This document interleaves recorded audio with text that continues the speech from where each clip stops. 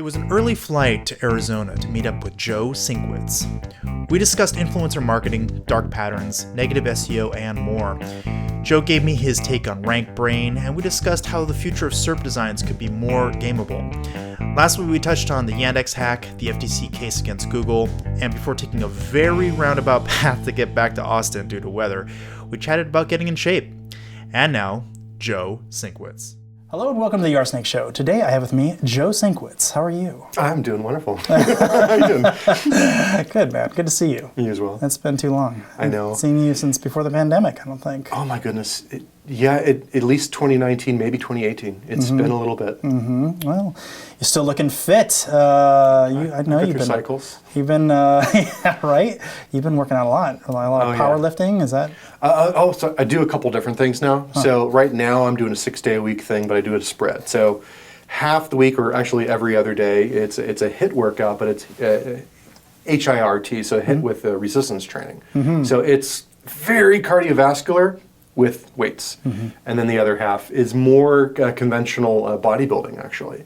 I recently messed up my back pretty good. So I decided how'd you do that?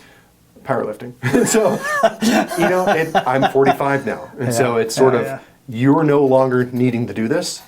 I actually want to focus a lot of my goals on just packing on as much muscle as I can, knowing full well I'm going to be fighting to keep that muscle in my 50s and 60s. For sure. My goal is to be as strong as an average 30-year-old when I'm at 80. So that's what I'm shooting for. Got it. 80. What happens at 81? I always figure I'd get shot around 83, so like the last couple of years I'm just going to waste anyways. Put it all on black and Vegas. That's right. Well, it's good to see you. So we're here to talk about your specialty, marketing, but specifically we're going to talk about a couple things within that. And I think we'd start off with influencer marketing. Sure. Because I think you are probably one of the world's experts in that specific field. So, I appreciate you thinking so. So first of all, why don't we talk about what it is? How does it work? Sure. So influencer marketing, really just distilled down, is having someone else tell your story for you. That's really all it really is. It's like sort of the beginnings of word of mouth brought to a digital forefront. It gets overly complicated by people that really try to be purist in terms of only a certain social network can properly represent influencer marketing. No. If there's a channel and someone else is telling your story, it's influencer marketing. That's interesting. So what's the difference between word of mouth and influencer? Is it because it is paid, or is there more to it than that? Well, that's a good possible distinction. Really, the biggest one is the digital platforming. That's really, I think, the only distinction I make. Some influencer marketing is unpaid, and if you do a good enough job on the paid aspects of trying to push something viral, sometimes that organic stuff kicks in later. So how do we make the distinction of, well, this was word of mouth and this was influencer marketing? It's just easier to say this whole channel that you're focusing on, maybe Facebook in this particular instance, the paid part might have come up front, the organic part, is tacked on later, but it was all influencer marketing. So an example of where it kind of picks up on its own, let's say I have a watch and I think it's awesome and I talk about it, but I was influenced by somebody else and they were paid. Yeah. Me, I wasn't paid, but by virtue of thinking it's so awesome. You're essentially the amplification that was not compensated. Right. Yeah. Interesting. Okay. And it's like, what's interesting is you look at like the history of influencer marketing, you could trace obviously back to Stone Age, right? We're a very oral species, giggity. But if you go in like in more current times, like in the 1970s, there was a lot of talk about word of mouth marketing, which is a mechanism to get into doctors' offices and getting doctors to talk about specific drugs. So once again, on the internet, everything comes back to porn or drugs. In this case, influencer marketing has its roots in drugs. Yes, apparently. Okay, so why don't you tell us a little bit about your company and how that all kind of dovetails? Sure. So IntelliFluence, we founded it in 2016. We're the largest of the warm contact influencer marketing firms. And all that really means is that we actually went to the painstaking effort of getting influencers to sign up for our network. A lot of the other ones, it's kind of a scraped database list, and we could absolutely do that at some point. We chose to just try to focus on people that we knew were actually real. We started it because we had to. Real as in not bots, or real as in you have a real relationship? Both. Yeah. So the one way we do it is so we use OAuth for if they're using like Twitter or YouTube or Instagram. And so that way we can verify that they are who they say they are. For those that are not hacking and trying to play man in the middle on OAuth, I don't know why you're pointing at me. I just assume there's going to be a story that comes out about this eventually. But you can verify that they are who they say they are, to at least a large degree. So there's the realness aspect of it. The other piece is that we focus on them as the conversational relationship. We bring them in, try to get an interest of like, what do you like to do? I always tell our influencers when they're signing up, treat a profile like you would a mashup between like a dating site and a LinkedIn. You want to know, what do you like to do and what do you do professionally?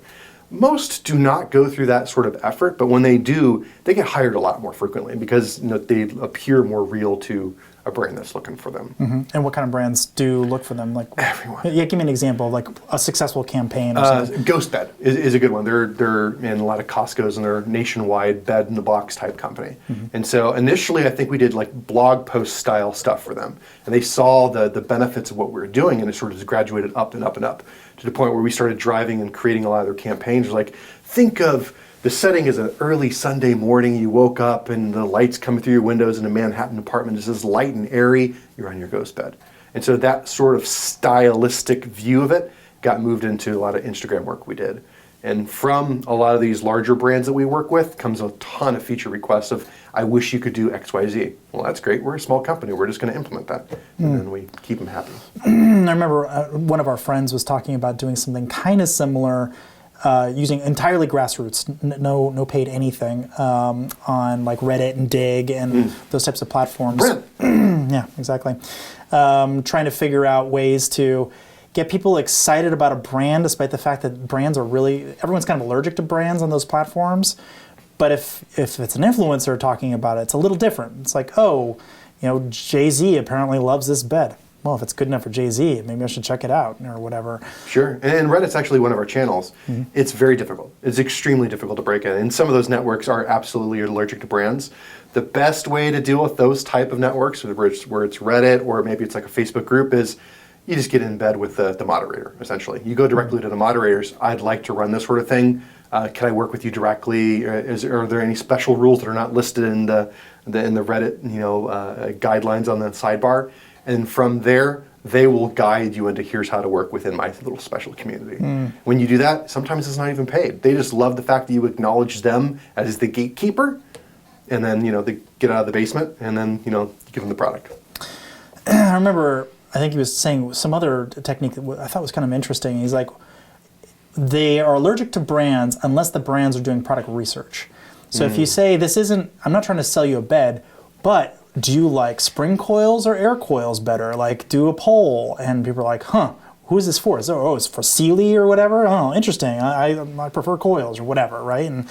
And by virtue of doing that, and you're like, oh, and you get entered in a contest if you want to be or whatever. And now you get them in a funnel and do all the crazy things. There's a famous German algebraist, Jacobi, or I'm probably saying the name wrong, but his big thing was Jacobi probably. It's invert, always invert, and it was about looking at a situation, and an inversion is a methodology for solving the equation. So within Reddit, sometimes you don't want to sell; you want them to make fun of you, and this is kind of how this entire company started. When a certain vaping cell phone was trying to get press and just couldn't, so we got it in the hands of people that realized how ridiculous it was. They made fun of it to such a large extent that it took off and got in Facebook groups, and all of a sudden, Playboy articles and Verge and everything from there. That was kind of the light bulb going off for us. Yeah. It's like, hey, influencer marketing is a thing, and there's a market for it. Let's build something. Okay, so I think that we're skipping ahead a little bit in what I want to talk about, but I think it's worth just doing it. Let's say I have something like some adult materials that I want to put out there, like gambling or some sort of drug like Cialis or something, or vaping. It would be a good example. Marijuana, any one of those sort of adult-only type categories that typically the advertising or the traditional advertising outlets just do not allow you to do that. Facebook and Google, they try to prevent that pretty much as possible. So how does this work around all of that? So it can't work around all of it, but it can work around some of it. So absolutely, I believe, like going back to this vaping cell phone situation, I know that when we initially tried to market it, we were turned down by AdWords, and at Facebook, we thought we had enough ins to get somewhere. I remember getting up all the way to the general counsel, calling, like the final phone call, are we going to get to run ads or not? Cheryl says no. That was the end of that situation. And so it was like, well, what do we do now? Because they didn't want to invest in SEO because it's going to take too long. So we just tried to find people. I remember we found like Grim Greens or something along those lines. It was a famous vapor at that point in time. And it was just sort of finding those situations. For those particular product categories, there's all sorts of laws. Like for instance, we don't touch anything cannabis related on our network because of US postal laws. Like we don't want to violate anything federally, and it's too hard to government on a state by state level. But so for how we handle some of the other stuff like adult or gambling and whatnot, we do have methodologies to say like this is an adult product. We can only deal with adults. So they're sort of self-selecting into it. That's interesting. So you're allowed to advertise gambling even though it's not allowed in most states. That's advertising. It's different because you're not actually allowed to gamble in it. Is that yeah, there's just discrepancies. And so like our big thing is like if it's illegal in your country, you're not allowed to accept this pitch that's on you. And similar for the brands, like you're not. Why wouldn't that be the same with marijuana? Out of curiosity. Well, because for marijuana, it's just because of the classification on the drug schedule. Federally, we just don't want to touch it. It's just a preference thing. You feel like it's dangerous. A lawyer has said maybe wait a little while, and we're like, cool. There's a ton of interest for it. Sure. Absolutely, yeah. But it's just one of those things like, do I want to be tied up in court over stupid things, or how much actual demand is it? Because I found the hard way that like there'll be a lot of people like, if you create this feature, people are going to come to you in swarms. Like, cool, we're going to spend 3 months building this feature. How many new customers we get? 0. Awesome. So in this case, would there be new customers? Probably. Would it be enough to justify? I don't know yet. Yeah, and associated risk potentially. Yeah, as soon as it gets like put on par with like alcohol, absolutely, floodgates open. We're happy to do it. It seems like if High Times can get away with it, or any of those things that some of our other friends work on, you could too. But probably, but I think because there's sometimes product associated, I don't want there to be a transaction record of like, here's the mailing address of this particular influencer, send him a bag of weed. I think I'd like to avoid that. I see. Yeah. Versus go to a grocery store and buy a bottle of Absolute vodka. That seems way safer. But yeah, that is safer. Well, sort of depends on whether they drive afterwards. But it seems like you can't really send people a bag of gambling, and you're going to have to log into this gambling site they from have your to location. go. Yeah, exactly. And so like that gives us a little bit of a disconnect there. Okay, so the real protection there is when they attempt to start gambling because they're an influencer, they get stopped. They get stopped because they have to enter their ID in or whatever. They do. Yeah. Okay. I got you. That makes sense. Yeah. And again, a small company, there's only so many gates that you could throw in logically to sort of prevent bad actors or prevent people from making mistakes that they didn't intend to make. I'm sure there's probably even more that could be done in long term. For now, I'd rather be erring on the side of conservatism slightly, just to keep us safe and to keep the broader community safe. Yeah. So I want to talk a little bit about the difference between how you see technical SEO and traditional brand building. The age-old brand building, Mad Men sort of days. Like, sure. How have things sort of evolved in your sort of sense? Is it really the same thing, just now digital, or is it totally different? Or well, I mean, I always sort of viewed technical SEO as making modifications to code or infrastructure in some way. Yeah. Now that brand as an overall signal has been becoming more increasingly important within Google, it's hard to get away from the SEO implications of it. So you can go back to the Vince update, which took place in 2008. Yes. And I think we're part of the reason for that. So we're not the only reason, but so the reason what Google wanted to do was try to push affiliate sites down, and they're trying to figure out all sorts of ways to justify doing this. One thing they did was brand recognition. Why would they do that? Well, we ranked #1 for car insurance with site links, #1 for life insurance with site links, #1 for auto insurance with site links. #2 was Geico and Progressive. They weren't real happy about that because we're just some dudes in a small office minting 50 grand a day. And so that was kind of enough to make some noise. There was others that probably had similar dominance in their space. So Google made a change that somehow measured brand recognition. And while they never really open about what that meant, it probably did have some aspect of airplay. It had some aspect of television, time and whatnot. Now you can sort of distill it down to how much brand recall is there? How much brand queries exist? Are they repeat queries? Are they one-time off? How much dwell exists on there? So you start to see how that stuff sort of dovetails with traditional SEO. And you start to say, I don't want to separate it out. I want to get links to a site that past traffic, where that traffic ends up coming back to me again and searching for me specifically as a brand name. If you're able to get those things as signals, completed in your little checkbox, you're going to have a good time within search. Mm-hmm.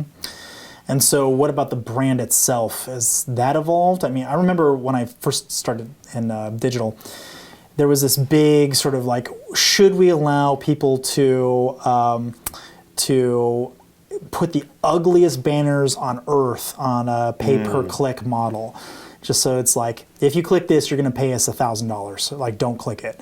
But also, sponsored by Nike. And so everyone's like, ooh, I don't want to touch that. But also Nike. And now it's in your head, and it's always in your head. And you never, ever, ever, ever, ever click on that link. So it lasts forever in the network. And so, I mean, to me, there does seem like there's something kind of inherently different about how we think about the model and how we get stuff stuck in people's heads. We don't have jingles anymore, for instance. That's kind of going away. No, but there is like a theory of 7 touches. And so you're looking to get in front of a potential consumer at least 7 times. And that's where things like retargeting is so beautiful. Well, explain what that is. So retargeting just meaning they see the ad you initially ran towards them. Maybe it's on Facebook. That's a very general version. Or Google AdWords. They see the ad for RSnake show. It comes up as an ad unit. And then later they go to IntelliFluence, and for whatever reason we made the bad decision to run AdSense. Mm-hmm. And so on the AdSense ad unit knows that this individual has visited or seen an ad with RSnake, so it shows it to him again. And so it's the brand repetition. So I think that a lot of repetition aspects come into play for the multiple touches. Mm-hmm. So maybe jingles aren't so prevalent, but maybe they're kind of coming back with little viral TikTok videos, with YouTube Shorts, with Reels on Instagram. You do have some audio and visual, sensitivity coming out for brands. I think it's just evolved a little bit. Maybe we're also more jaded too, so the less in your face it is about it. Like, this is what we do, we're a great use case, blah, blah, blah, and they just sort of follows you around. Like, anytime I ever look at anything on Christoph's stuff, I know I'm going to get ad units later. He's so good at this. And I love it. I love seeing him like, good for you, man. I hope you make $1 million on this stuff. I think a measure of my success is how many of my friends spam me. And it's a surprisingly large amount. I'm going to work on that. Add you to a couple lists by the end That's of the day. right. Don't No, I mean like them personally. Like, I'm getting my friends spam. I'm like, oh, well, that's nice. Beautiful. It's good to see that they're doing well on this product that they just launched. Or they really need sales. No, I think that's interesting. I also look at these new pop-up banners, and not the old style pop-up banners where they're taking up a new window, but the new ones where they're following you along and they're actually like obscuring what you're looking at. Yeah, I don't like that. You have to get through that. Well, I mean, I have to assume that that's really just trying to get them to click without any recognition of what they're even clicking on. It's mostly just misclicks. Yeah, I think it's manipulation for sure, and I think a lot of the entities where I run across this sort of thing, I wonder if they're not out of it's a violation of their TOS. I'm almost certain of it. You're not supposed to obscure within like the AdSense market, and I'm sure we're going to talk about Google here at some point. It's quite possible. We can't get away from this beast. They're not supposed to do it, but at the same time, try to figure out how to report it. It's not always easy. Sometimes they go through such efforts as they'll disable the ability to do right clicks, so you can't go to the part where you're going to report the ad. Sometimes they'll disable a back button. You can't go back and report the ad from that mechanism as well. But obscuring content, it's nasty. Does it work? It works in terms of getting a click, but most of those times no one really means to do it. I think one of the biggest reasons why people care about the Core Web Vitals as an end user is because of the page movement. They want to get rid of the part where they go to a website, they're looking to enter something in a search box, but it magically moves down and now you just click the top banner ad, the hero ad. Mm-hmm. no one likes that. It's not a good user experience. No. And usually when that happens, they've done something intentionally to redirect you 5 times so you can't go course. back. Yeah. So it's definitely intentional. It's not, whoops, I didn't mean to do that. Of course. it's very frustrating. And like it seems like with every passing day, the web becomes more hostile and there's fewer people trying to fix it. Even though like the security industry is growing, the marketing industry is still growing, there's fewer people like sitting down and saying, this shouldn't exist, how do we get rid of it? It's more of, well, how do we optimize it in the short term for short-term gains? And that's unfortunate, but that's where we're at. Yes. So I wanted to talk about you for just a second because people listening don't know you like I know you. But you don't just have the job of marketing your clients' products, but you also have to market yourself. And I think you're actually one of the most interesting self-marketers I think I've run across. So like showing up to conferences like dressed as like He-Man or something? Yeah, He-Man. I love the He-Man. It's all or dressed as a now. can of spam. Yeah, that was London, yeah. So what does it take to market yourself to other marketers? Like, is it really that kind of gimmick, so you stand out? I hope not, because I stopped doing it as much. I was actually warned, another individual I admire, Dave Snyder, who runs CopyPress. He's like, I was worried for you because I didn't want you being pigeonholed as the guy that dresses up to conferences. I think the first time I did it almost is like a joke. And I think the first one was, I did Penguin. It was shortly after the Penguin update, and I said, because this is the scariest thing I could think of. It wiped out my previous business. And then from there, I just kept doing it. No, I hate using the phrase authenticity, but I do think that's actually the best way to market to other marketers, letting them know the open kimono is like, here's what I do. Like our business model is super transparent. Here's the pricing you're going to get paid. Here's the transactional fees if you use cash. That's it. You want to cancel? Cancel. You want a long-term contract? You don't need one. So I think just being honest goes way further. Establishing yourself as an expert is hard, though. I was not there in the beginning when you guys all got started. But by the time I met you and a handful of others, you were well established. How did that come about? From forums. And so that's one of the sad things about the open web that no longer really exists was the congregation of individual forums. So we would congregate around like the SEO book forum, for instance, Airwall's website. And it kind of self-selected, because it's a paid forum, into people that knew what they were doing. And so you helped someone and they helped you. And it was very reciprocal at that point in time. It was less of a zero-sum game within search until around Vince and then, Panda, Penguin, et cetera. So I think a lot of my cachet came from just doing a few things well. I became known really well in the payday industry and in insurance because of that. I had some success, and I think that kind of pulled me into, could you talk about negative SEO because you were involved in this thing that no one talks about? Okay, sure, why not? And then you give one little speech on negative SEO, and the next thing you know, that's what they want to hear about for a decade. And I think that's how it happened. It was no real big master plan. It's just, I'm going to try to do my best in a particular field and, have no filter when I stand on a stage, and maybe that'll add up to something. Yeah, I'm still always kind of amazed that I'm allowed to hang out with you guys, because it would be like you showing up to a security conference and hanging out with the best security people. It would be odd, like why you're here kind of thing, But normally when I go to DEF CON, I just hide. So, Rankbrain. Tell me all about it. What's marketing like now that Rankbrain exists? I don't think it changes anything a whole lot. Really? Rankbrain, Spambrain, whatever. I have an issue within the SEO community as a whole, purposely trying to make things sound extremely complicated for the obvious reason of selling a service. Sure. You could distill search down into 3 buckets. You got content, you have links, and you have user experience.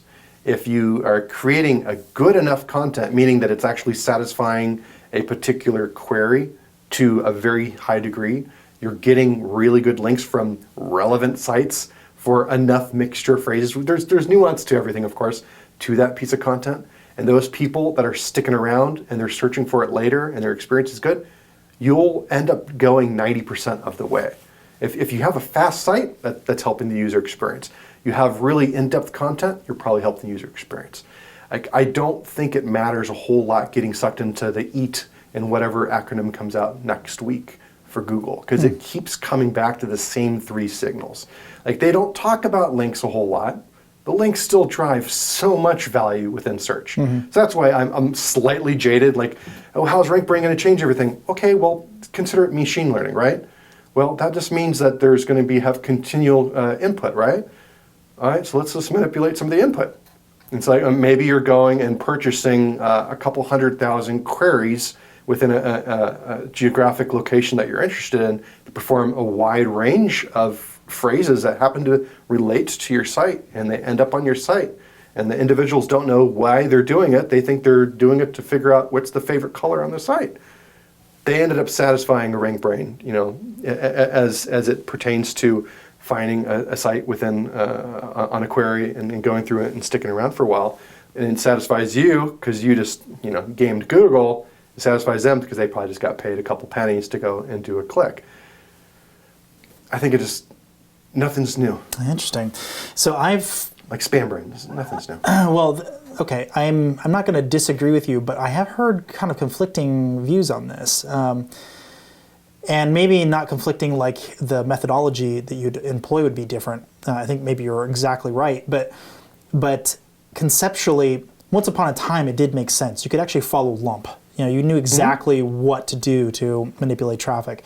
But it's gotten progressively more difficult. And even if you could keep your head around call it 100 or so different signals that they were using, 130 something signals at the time, at the early days, nowadays, it's just not possible because not only is it way more signals than that, like wildly way more, but also it's signals that could change by category at any time. Literally, because the wind blew, a power line went down and Rankbrain goes, hey, I'm not seeing power here. I'm going to start reassessing the value of links here on this category or whatever. Like, there's no way to know ahead of time. So what happens when you're faced with having an enormous amount of variables that could consume your entire career just trying to figure out? Kids, think heuristically. And that's really how you need to think. You say, okay, well, I want to just try to dumb it down. The more you could possibly distill it down, the better. At the end of the day, keep producing. I hate saying produce really great content, but really great content, ton of links that are great. Make sure the user experience is on point and drive as much traffic into it from other sources. You're going to end up coming out ahead. You really do. And so while there might be day-to-day fluctuations as the machine learning is trying to figure out about that power outage, over time, because you kept funneling more content and more links into it, you end up winning. Like now, the Yandex leak was actually pretty good. And yes, Yandex is not Google. There's enough overlap to start looking through all these particular signals like, they really care about repeat visitors. They really care about all these different user signals. Wow, they love links. They love the content on page. It was the same thing over and over and over. Different flares and different varieties, but it still had the underlying theme. Okay, well, I was going to talk about Yandex later, so let's just do it now. The first people to look at it said there was like 100 and so different signals or whatever it was. 1,922 is the number. Yeah, I don't know the exact number. Then the second group of people, I think Ben Willis did the best analysis, was over 17,000, almost 18,000 different signals.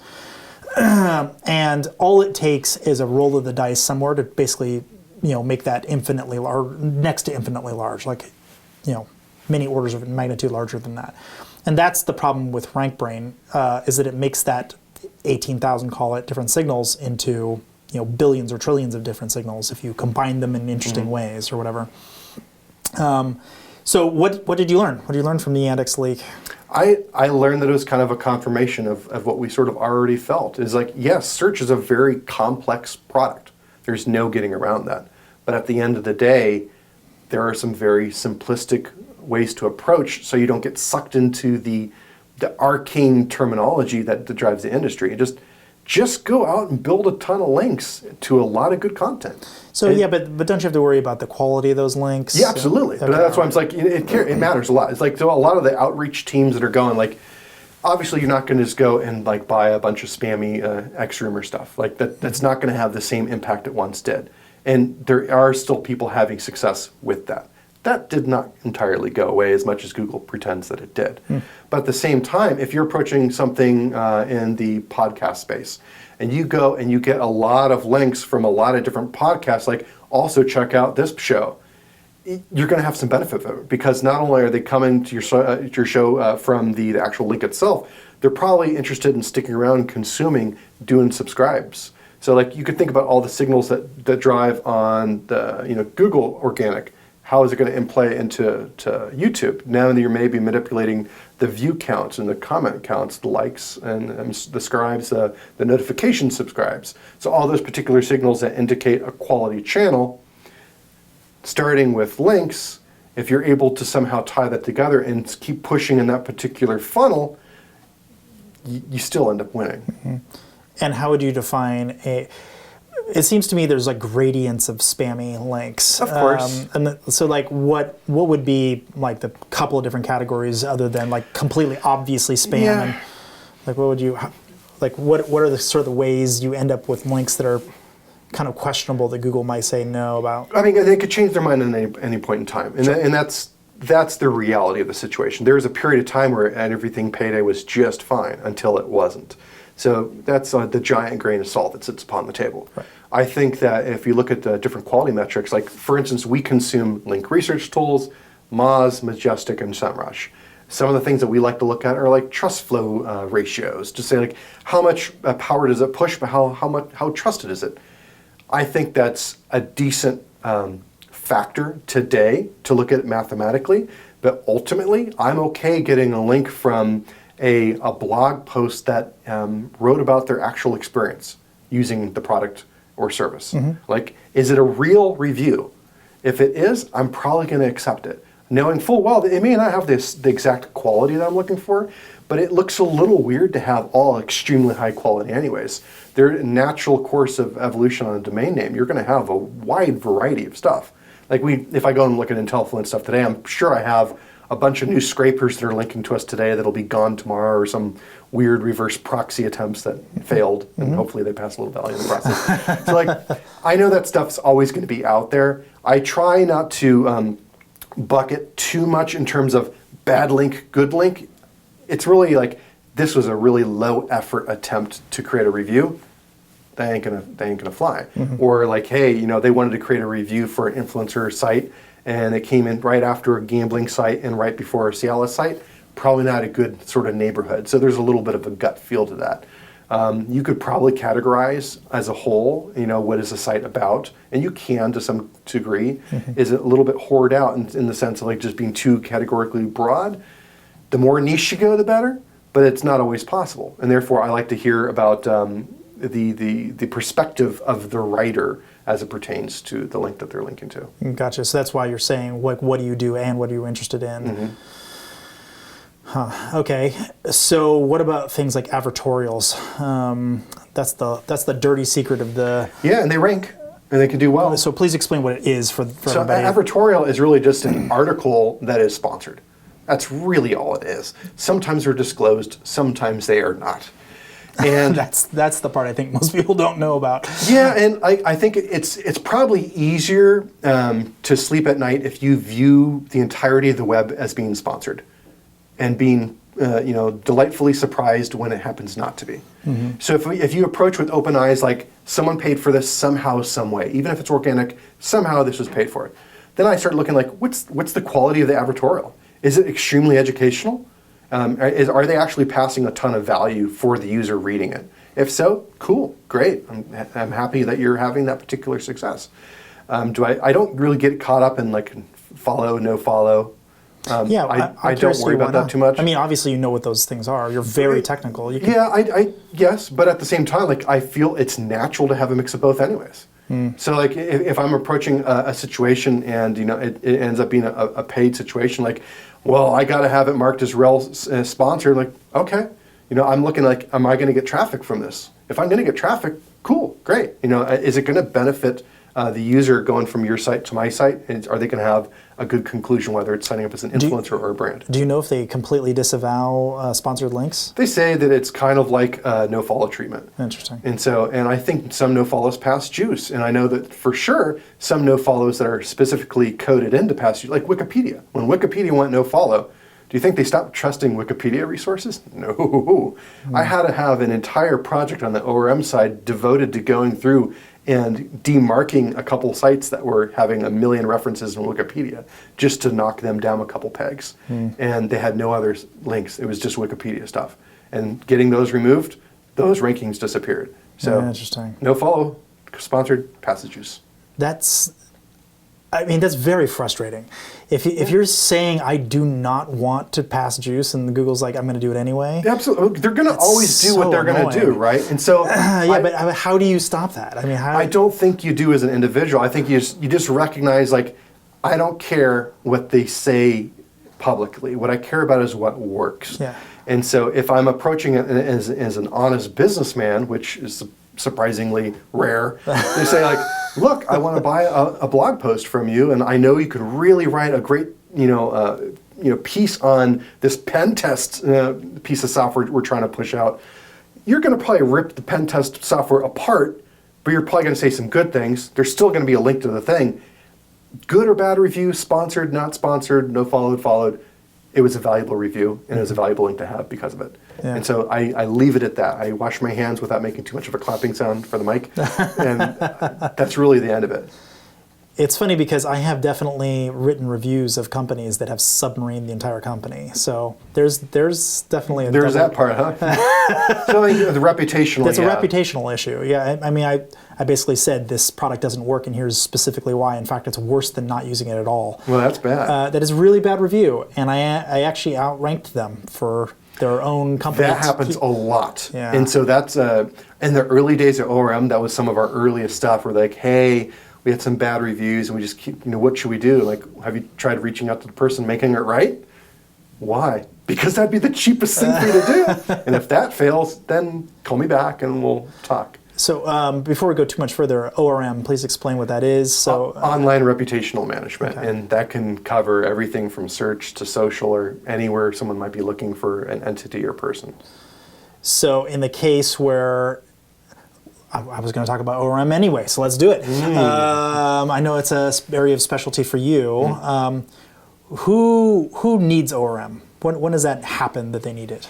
So you mentioned a company version of that. What about a person? Yeah, so the person is usually they did something bad. That's almost always what it is. And then they're never innocent. Well, sometimes they are, but okay. Usually they did something that they regret, and that's why they're coming to you. And the assessment becomes, are you currently doing it, or is it something that happened in the past? If you're currently doing it, stop. That's like the best thing you possibly do. If it's in the past, then you can approach the situation. Sometimes it's just like a youthful mistake, and those are the best to clean up because personal growth exists, and we can make something go away. What would an example of that be? I used drugs in the '60s kind of deal. Exactly. Like something that's sort of buried, like they're embarrassed about that happened in the '90s. Maybe they had an off-color joke that was stupid they shouldn't have said, and they now regret it and they recognize why it was bad. They already went on, did their apology tours and stuff, but that thing's still like number 9 or 10 in search. How do we get rid of it? Okay, well, there's methodologies of pushing stuff above it, or trying to make that worth less as a combination to clean up the space. So that's one case. Sometimes a lot of the cases it's just ego. Like some of the ones that I approached us recently, they have just a ton of money. And they don't like that an article says something slightly negative about them.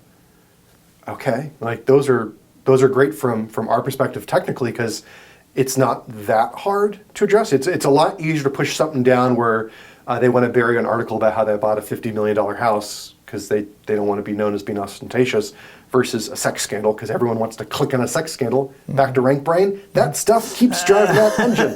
It doesn't go away. So, those come into play. But a lot of cases, it's like corporations and they want to protect their board. So they want to go through, maybe they're getting prepped for a sale. And they want to say, like, we want to push down anything bad as we can. Here's the 10 individuals. what's the process going to take, how long it's going to take, and let's get going. What about like proactive ORM? Like I just want to make sure that nothing does ever pop up and just monitor me at all times or whatever. Yeah, and so you could use services like Noem, right, to go ahead and create a bunch of social profiles right off the bat. And then you can go and systematically add content to all these pieces and then add links to all those pieces. You're going to get a rough blend of what general ORM is. The more that you're out there in the press doing speaking engagements, appearing on podcasts and whatnot, the more that provides material for you to support for your proactive purposes. So proactive ends up being way cheaper, just like any preventive medicine is, because you're just able to prevent the bad news when it eventually happens from being too sticky. So instead of getting that top spot and sticking for a long time and getting the self-reinforcing click-throughs, thanks Rankbrain, instead maybe you could select the 6 or 7 and you have enough stuff, other positive stuff on page 2 to push that aggressively to kind of pump it back down to page 2 again. Interesting. So you have some examples of where this hasn't worked, where it's just been too salacious? Yeah, sex scandals are probably the worst things, especially when it's like an ongoing sex scandal. Those are very difficult to deal with.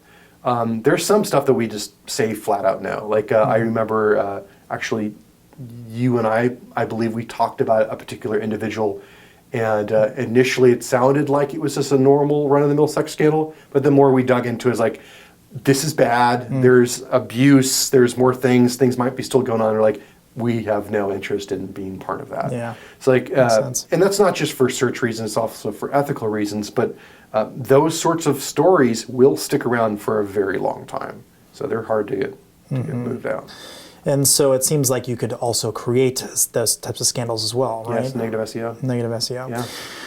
So between the two of us in this room, I think we are probably really close to the top. I would say definitely in the top 10. Are we in the Billionaires Club? Most educated about negative SEO of any group of people I've run across. We've given presentations on it together. Yeah, we have. And so it's kind of a rare opportunity to cross the chasm as much as you and I have to come up with this thing that is a perfect amalgam of what we both do. I bet yours probably ends up being more on the technical side. Not always. Okay. Not always. I mean, sometimes there's great, I don't want to say holes, but like holes in infrastructure. Like, well, they have comments enabled. Why don't you just load up with a bunch of irrelevant stuff that's adult related? And so let's, for the audience, I have talked about native SEO before, but not everyone listens to every single episode. So why not? I know, exactly. What are you doing? So why don't we start with what it is and Sure. and also why Google doesn't think it exists. Okay. So let's see. Around the time of Panda, Google shifted philosophically from a positive a priori to a negative a priori. All that means is as they approach a website, they used to think any new website is inherently good. They changed their minds to any new website is inherently bad until you prove otherwise.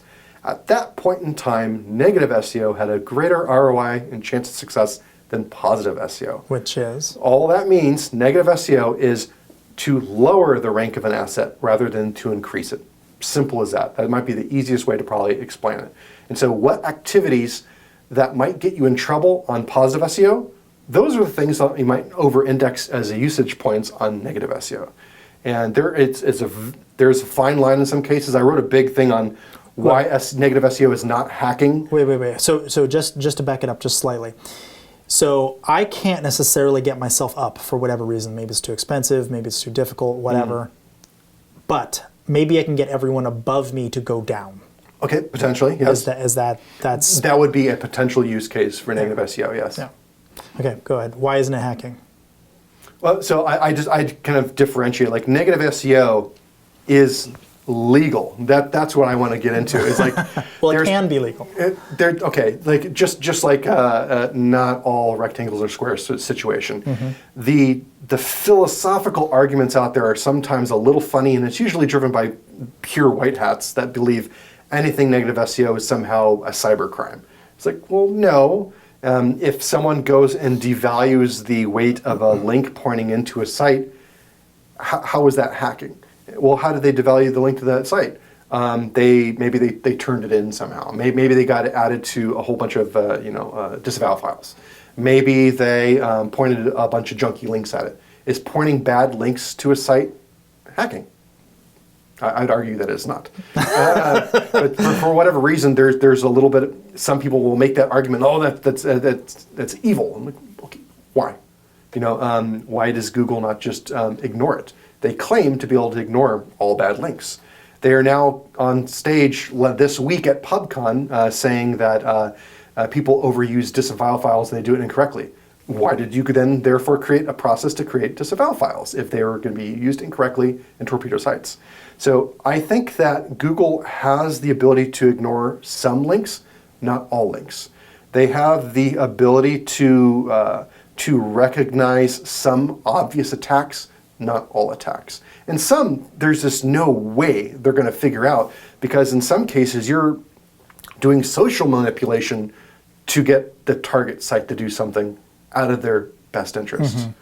Yeah, I would say like one example of that I think is really obvious is if you can just cause all the staff members to not go to work that day, then they're probably not working on their SEO. Now we're talking about the perfect shit show. Well, yeah, but I mean, this is where you can say negative SEO is really anything that devalues the website in Google. Mm-hmm. It doesn't matter how it happens. It could be a pure social thing. It could be a pure technical thing. It could be a mix. It doesn't really matter. And that's why it seems absolutely silly to me for Google to say that it doesn't exist. Oh yeah, that's absurd. It's the same as... So why do they do it? Why do they... Google puts out FUD on a daily basis, fear, uncertainty, and doubt. I think that their PR team is probably the best engineering they've ever actually done, and that includes all the products that they purchased and pretended that were Google, organic products. I think that they say it doesn't exist because they want to, for the masses of users, feel safe and secure, but also to not actually invest time and energy into it. Usually, in most situations, like the earlier example you cited where maybe you're ranked 4 and you got 3 people above you, it's probably in your best interest not to engage in negative SEO. On the long term, you might have some short-term benefit to it. But if I can recall a situation I still feel slightly bad about, in early 2012, before Penguin happened, I noticed that negative SEO was occurring way too easily. And it was accidentally happening. If you put a little bit too much gas on the pedal, we were nuking sites on accident in the payday space. I was prolific in terms of speaking to people on, I think it was Microsoft Messenger at the time, and I explained it to a couple people how I think this stuff happens. Within a couple weeks, the top 50 was different because people just were throwing grenades at each other.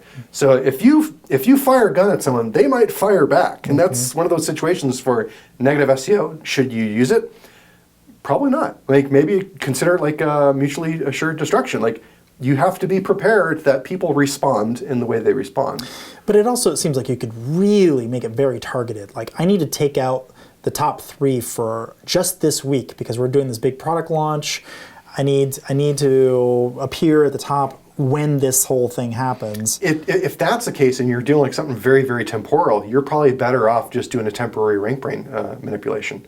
In which case, maybe you're going, like the earlier example of the hundreds of thousands of queries, maybe you're going on a huge, huge ad spend buying penny clicks from around the world just to funnel into these couple phrases, and they're selecting your site with such a large majority that before Rankbrain can figure out whether it's manipulative or not, I better put it in one for a little bit. Mm-hmm. Maybe that was enough.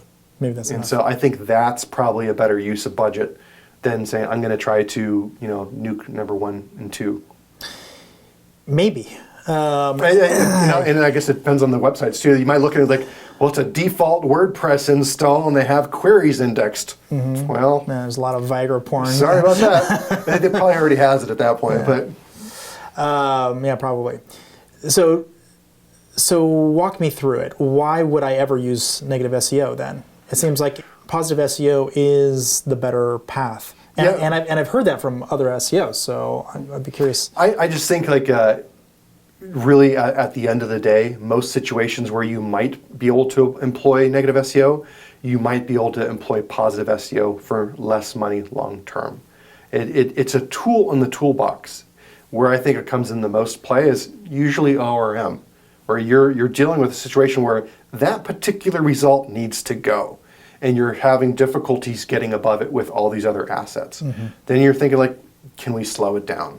Can we can we get images hot swapped out on it? You know, there's a million other things you could potentially do, but you're looking like, how can we cause a reputational issue to exist for this result?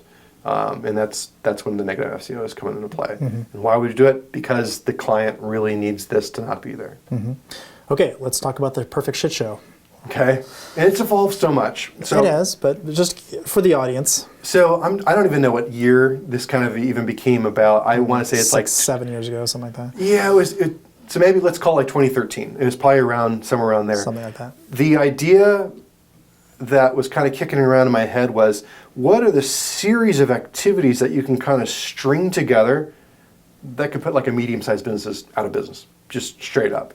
And like it keeps evolving because there's new channels that come into play, but it encompassed everything from like trying to contact the power utilities and get them on your prepaid card and have it expire, and you change the contact details so now their power's out. You talked a little bit earlier about all the employees think they need to go home, or maybe you ship them the shipping boxes. That was, I think, an example you mentioned in the past that I love. Little things like that. Getting the board to not trust the CEO for some reason.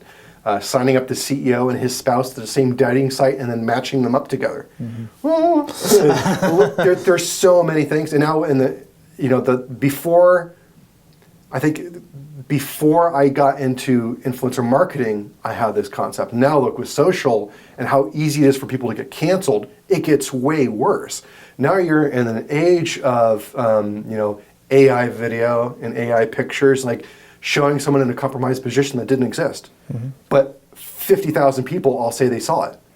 How do you refute this, and especially if it's a short time period? Like you're going to go IPO, and this stuff is leaking now, and it's going nuts, and you're already having a problem with your board, and you're trying to deal with the fact that your spouse is yelling at you. You're trying to say, it wasn't me, it wasn't me, it wasn't me. Meanwhile, none of your coworkers are at work. Yeah, CFO has a bag of Coke on his desk, and like, what the hell is going on? Like, it's just a matter of injecting as much chaos and as much points as possible in order to get the outcome. Yeah, I remember. And a lot of that would be just flat out illegal, so don't do it.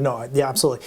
Vast majority in that case. I remember how this kind of started was a conversation with another one of our friends. He's like, I can't remember if it happened to him. I think it did happen to him. Someone submitted his resume to a whole bunch of different job positions. Yeah, I don't know who that was. It was at SA Oktoberfest, though. Yeah.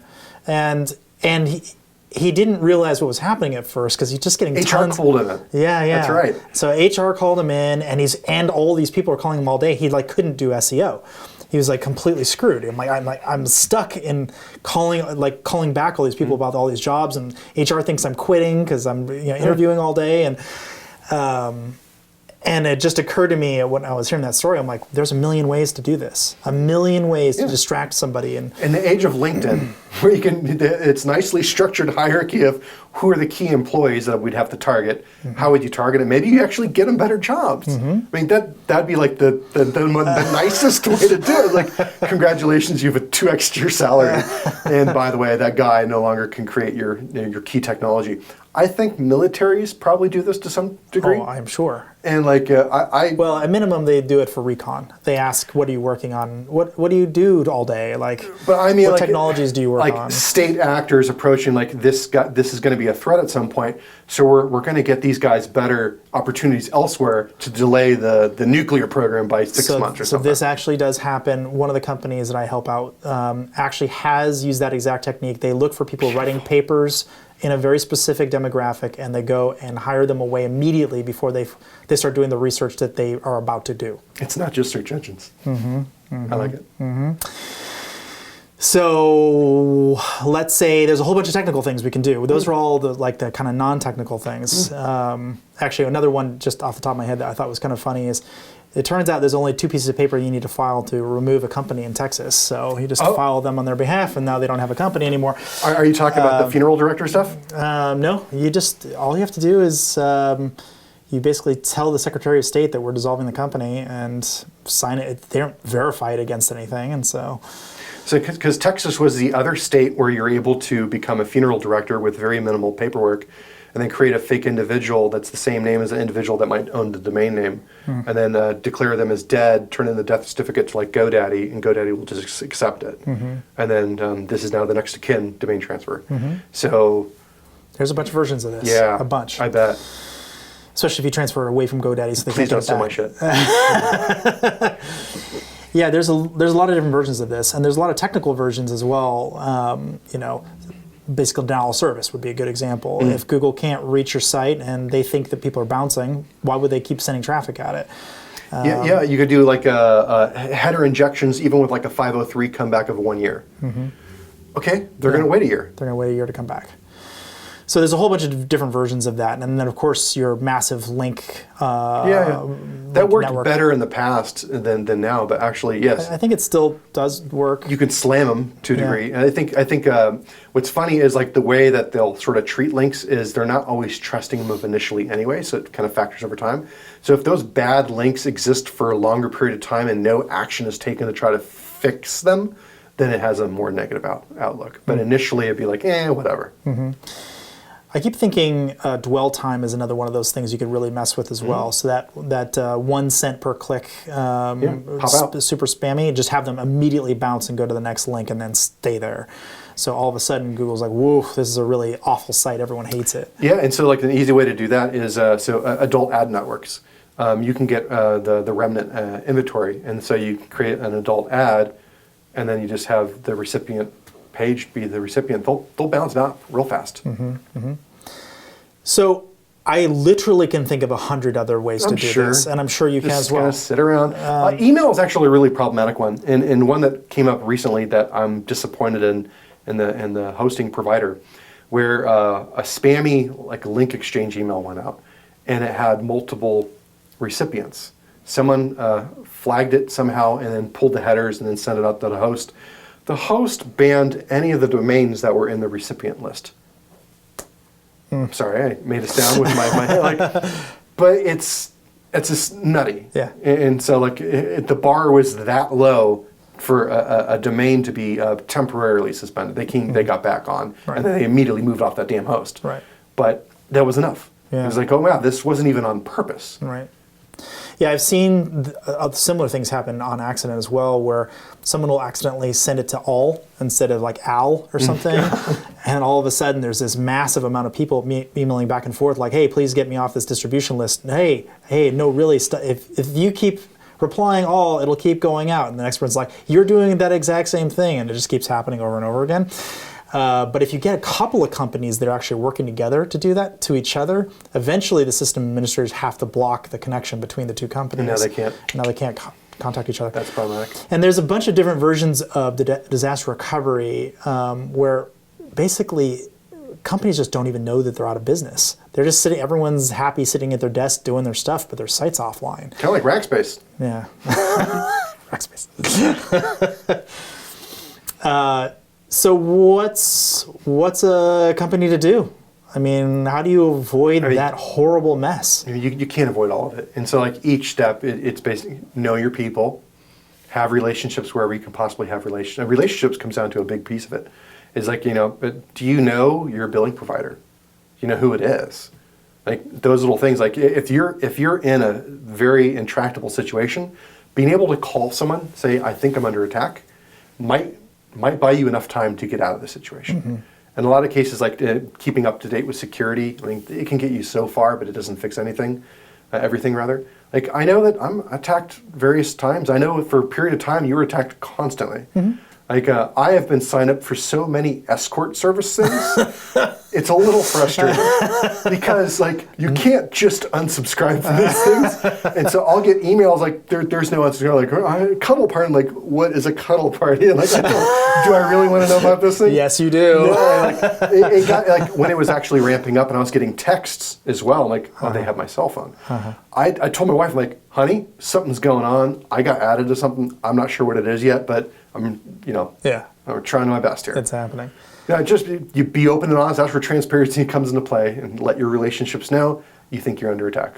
So, I wasn't planning on telling the story, but you just kind of reminded me. So I'm going to leave the names and sites, all the details out of this one, just because I'm not sure how public this is supposed to be. But I think another one of our friends, mutual friends, he lost control of his site somehow. I think some malware got on his site or something. It was just a temporary hiccup kind of deal, no big deal, but it was looking like it was got malware on it. So he was put on a revocation blacklist, whatever, which basically meant that no one was going to go to his site anymore. Sure. And suddenly he went from making a couple $100,000 a month to making nothing with his site, which is pretty typical.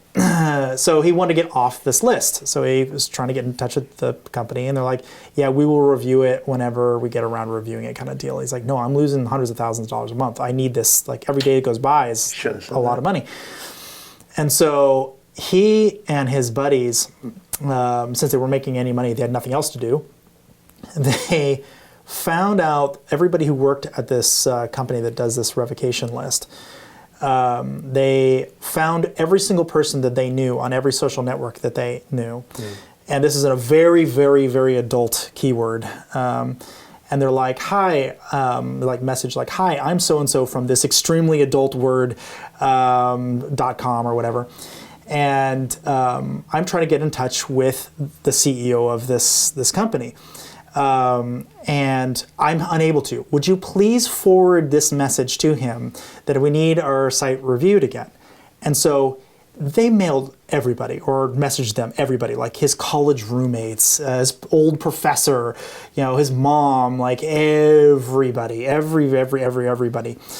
And so the next day they get a message and saying, we've reviewed your site and you're re-included or whatever. And then there's this big old kind of ... sort of new paragraph. The extraordinary lengths that you went to get in touch with us did not go unnoticed. But that did not change our decisions. But process. That's not true, because they had waited days up to that point and they were not getting any action whatsoever, and suddenly they got a lot of action. So clearly there is a way to get in touch with people who you need to get in touch with. Well, it's like whenever any of our friends has a social account that's temporarily banned, or it happens happen to you? I was going to say, like when someone tries to pretend to be a Leda a lot. That happens frequently. It's kind of weird. When you have enough of a friend network to say, like, hey, this is bad, and flagging it, you can help to reverse the situation. Sure. Yes, it's currently happening to me. And yes. Hopefully it's resolved by the time this comes out. Otherwise, thanks, Elon. But having the relationships goes a long way. And absolutely, their process did change. While the criteria may not have changed, they jumped the queue. Absolutely. It's squeaky wheels. That stuff works. I got a lot of lessons out of that particular one. I mean, the vulnerability of having any sort of social network at all and letting people know who you know is really quite dangerous. Yeah. And maybe you can block them, but you can't block every single one of their friends. I mean, that's if someone managed to connect with all 17,000 people I have on LinkedIn, what am I going to do about that? Yeah, you're going to get some. I don't know those people anyway. Yeah, exactly. So, okay, I want to talk a little bit about dark patterns with you. Okay. I don't know how familiar you are with this. I am. Okay. So this is one of those few websites that I kind of really wish I actually did own. Let's not take it over, but I kind of wish I had bought this one ahead of time, because it seems to me like there's a lot of dark patterns out there that no one's really talking about. I know the FTC put out a questionnaire asking if anyone could give them examples of dark patterns. So at minimum, the FTC is starting to look at it for cancellation flows, especially. Cancellation flows, or trying to make the consumer do something the consumer does not want to do in general. So the example I like to use is on a lot of news sites, they'll have hey, you're using an ad blocker. Click here to unblock us or whatever. It's notifications. And then they have a no, go ahead and proceed, but it is written in text that does not look like it's a link. And so that would be an example of a dark pattern. It makes you do something I didn't want to do. That appears as if there's nothing I can do other here than sign up for a newsletter and unblock. And actually the thing I want to do is in text that is not underlined.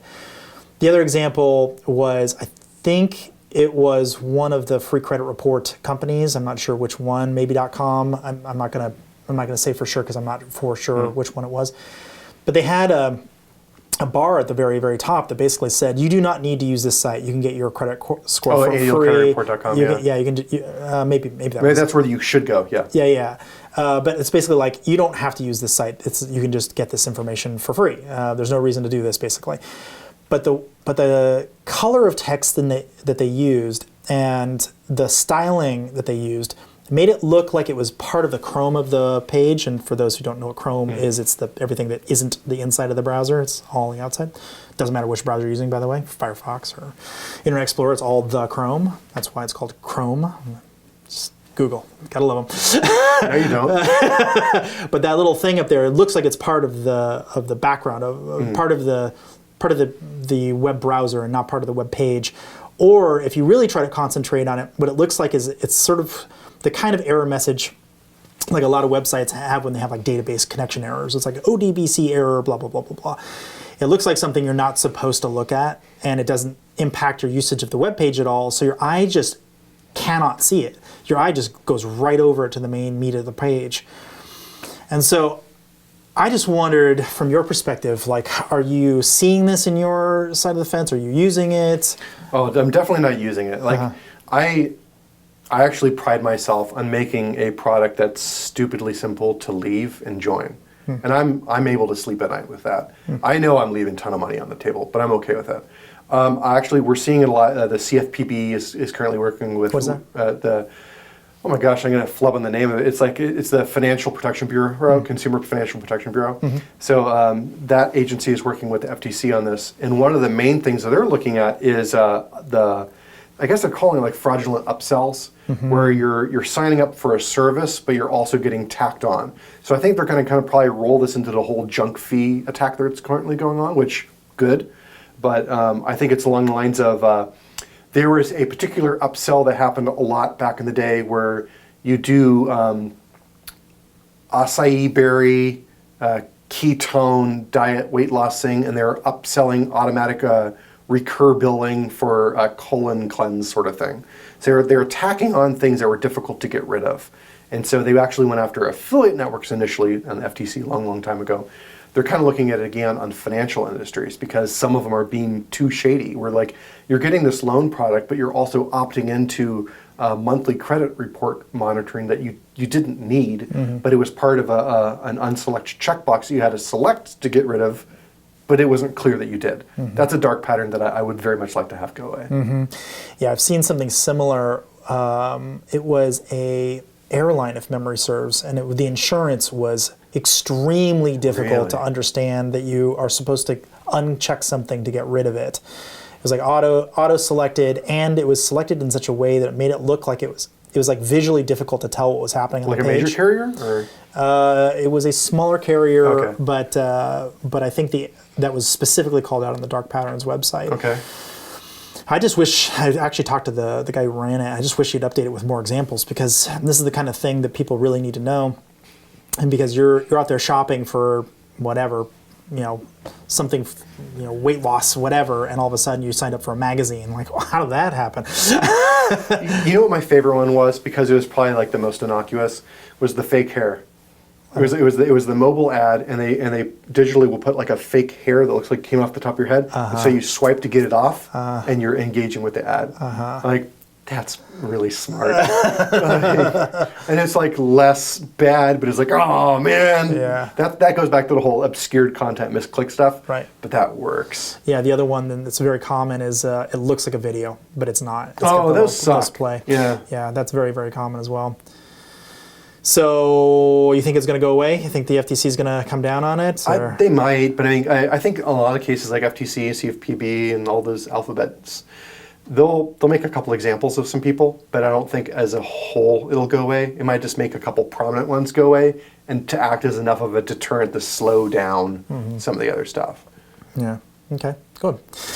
All right. So elections. Okay. Well, I know you know things about elections. So some of them. I actually just talked with Marty a couple of days ago. I was hoping to see you out at PubCon as well. In fact, by the way, let me be the last one to say Happy Thanksgiving, because we were supposed to hang out at Thanksgiving. This is the third time we've tried to do this. First time was some illness. The second time was weather, and this is the third time. Yeah, so I was kind of hoping you were going to be out in PubCon, but here we are. Yeah. I flew out to you. See, We made it happen. Oh. But we talked quite a bit about elections, Marty and I. But I know you also had feelings about it. So from your perspective, what happened in 2016? One guy won, one lady lost. I know where you're going with this, and so it's your story to tell. So.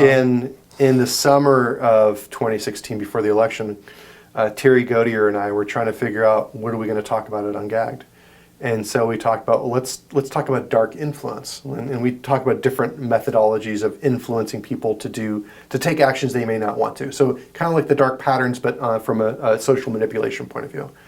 And then we started saying, well, let's look at elections, because this is like one of those examples where it could be everywhere. It was everywhere.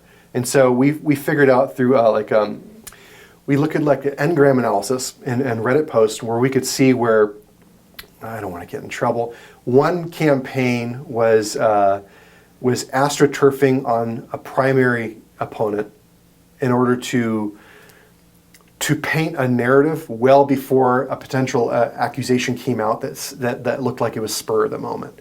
And it ended up taking away enough support for that primary candidate where that candidate was no longer the one that won and that the party wanted to win. The other thing we saw that was really crazy was we would see a major candidate retweeting the most absurd stuff. Not hard to figure out which candidate this particular one was. But we started saying, like, where did this originate? And so we went through these rabbit holes, like, okay, this is crazy and it's on Twitter. Okay, where did this user go? Try to find the digital footprint. That could take some time. Oh, Reddit, cool. Go into the Reddit, and then they have a particular subreddit they're all congregating in. Find it here. Where did this start? We found it on like 4chan. I'm like, okay, well, where's this? Like, can we figure anything out? Can we run ads on it? Can we figure out like the IPs? We are tracing a lot of IPs like Eastern Europe, and that's when we're figuring out like there could be some weird disinformation stuff funneling up for the purposes of influencing an election. And we got a little uncomfortable with that. We presented on what we knew before the election took place. Like, this is weird, but we think this candidate has a shot because this is just crazy. Something's going on. Mm-hmm. And then we ducked calls from the Washington Post national security reporter. At first, I was kind of open, like, yeah, maybe I would want to talk to law enforcement. And then I thought of it, I was like, I don't want to be thrown under the bus because I don't have a dog in this fight. I don't want anything to do with this. We were just doing research for a conference, and we found stuff that anyone should be able to find. Mm-hmm. And, I'm sure a lot of people found way crazier Well, you were stuff. Quite a bit more technical than the average. Terry's more technical than I am. And so, like, he certainly found stuff, and I was kind of, doing the string on the wall, Beautiful Mind style, with all the extra crazy. So we've definitely figured stuff out, but I do believe that any three-letter agency should have been able to see this coming from miles away. Well, I mean, surely they did to some degree, because, and this is actually kind of interesting. You were talking about some recent disclosures that are coming out offline. We were talking about this, but one of the things, like saying that there was zero influence from anybody outside the United States is false. It's false. Flat out. It's false. And not only is it false, I know personally that it's false outside of your analysis and others, because I saw, like, for instance, one reporter came to me, and as it does happen on occasion, they're like, hey, could you please verify what I'm looking at? It's too technical for me. I would like somebody to bounce this off of. So I took a look at it, and it was this video that somebody had made, making it look like they had compromised an institution that would be noteworthy. Mm-hmm. And I took a look at it, and I'm like, this is all doctored. This is all fake. This is not true at all. Everything is make-believe. And I said, you can prove it because of this and this and this. I gave him like 10 reasons. And he said, well, I can't go back to this hacker saying, this is all false. I have to try to get at more information out of him. And I'm like, well, tell him that I'm just your IT guy. So he's going to try to bat me down right away and say, could you give me anything else to prove it, right? So he did. He created a second video, but the second video was far worse than the first video.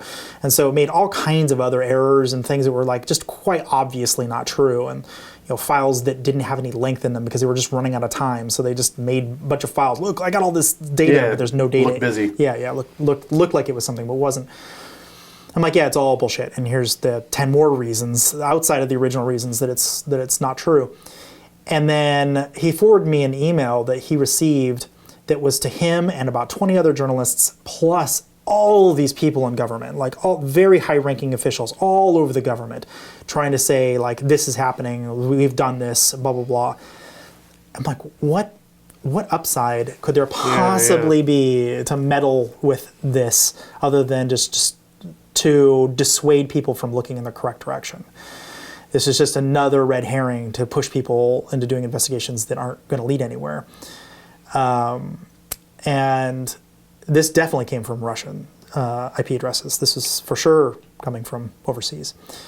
So, I mean, from your perspective, do you think it actually worked? Do you think that the influence had a real effect? It might have. I mean, and that's the tricky part. Like, I think it might have enough, depending on when it started.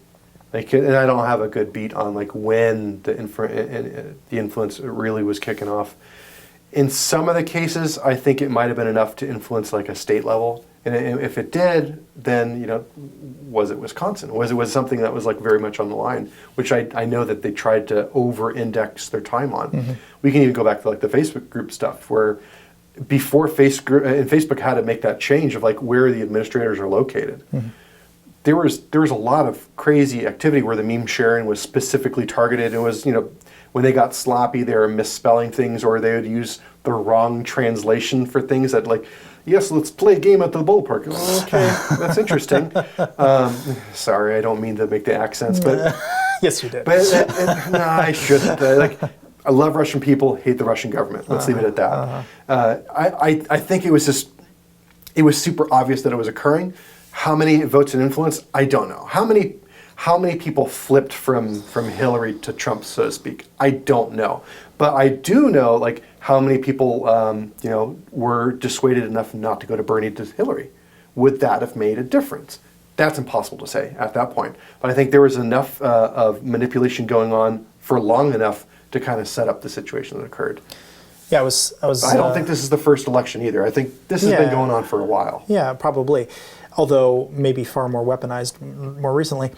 So I was talking with Marty a little bit about this as well, but another person I'm not 100% sure you know, but has spoken at some of the conferences you and I have gone to, was talking about the fact that he was involved personally in trying to sway the election by creating a large botnet.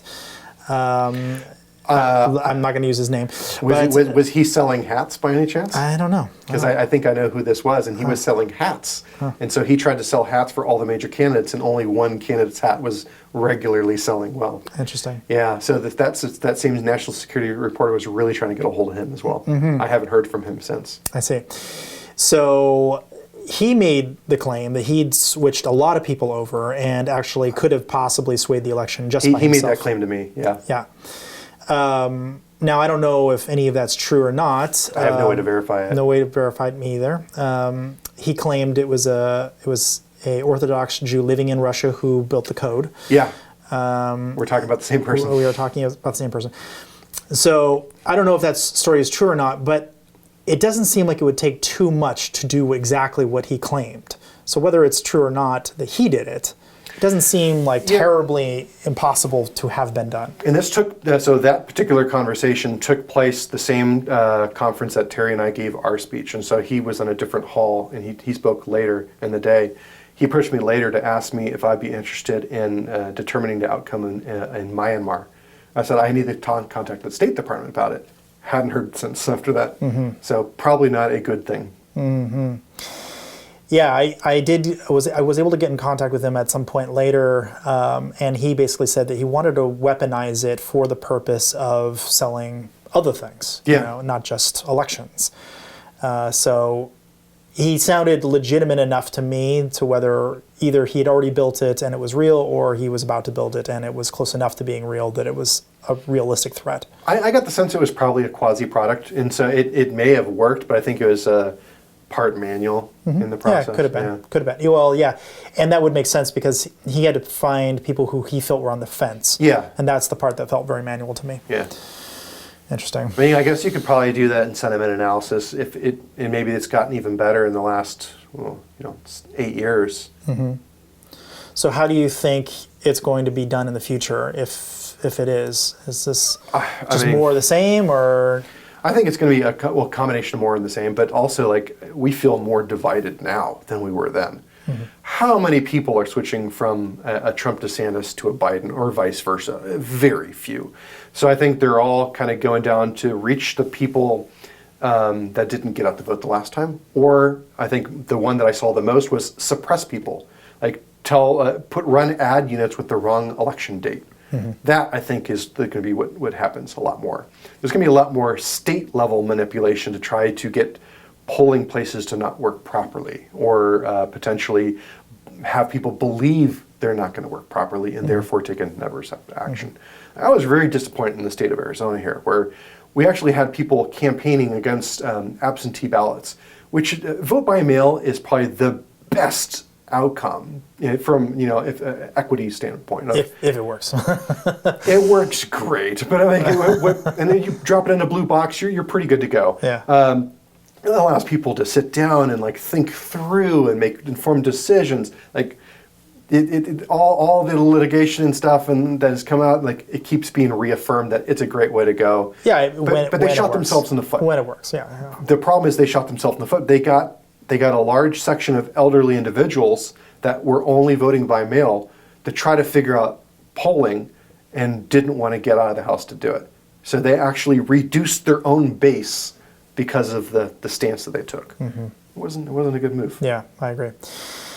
So in the future, do you think we're going to have more kind of, well, okay, I'm going to ask a different question. Are you familiar with Dinesh D'Souza? Yes, I am. Okay. So, or do we get to say what full you can shit say, is? You can say anything you want. Okay. This is not censored. But I was at a meeting that he was at where he was trying to explain to a bunch of donors, of which I don't even know why I was in the room, that he was going to potentially put this out to a bunch of people, this new video. The meals, yeah. I think this is actually before that. I think this is maybe the previous election cycle. And the technology that he was going to employ was, something you could have done in the late 80s. Okay. Except for being a DVD instead of a VHS, it was basically identical. Just mail out to a bunch of people who we think should watch this kind of thing.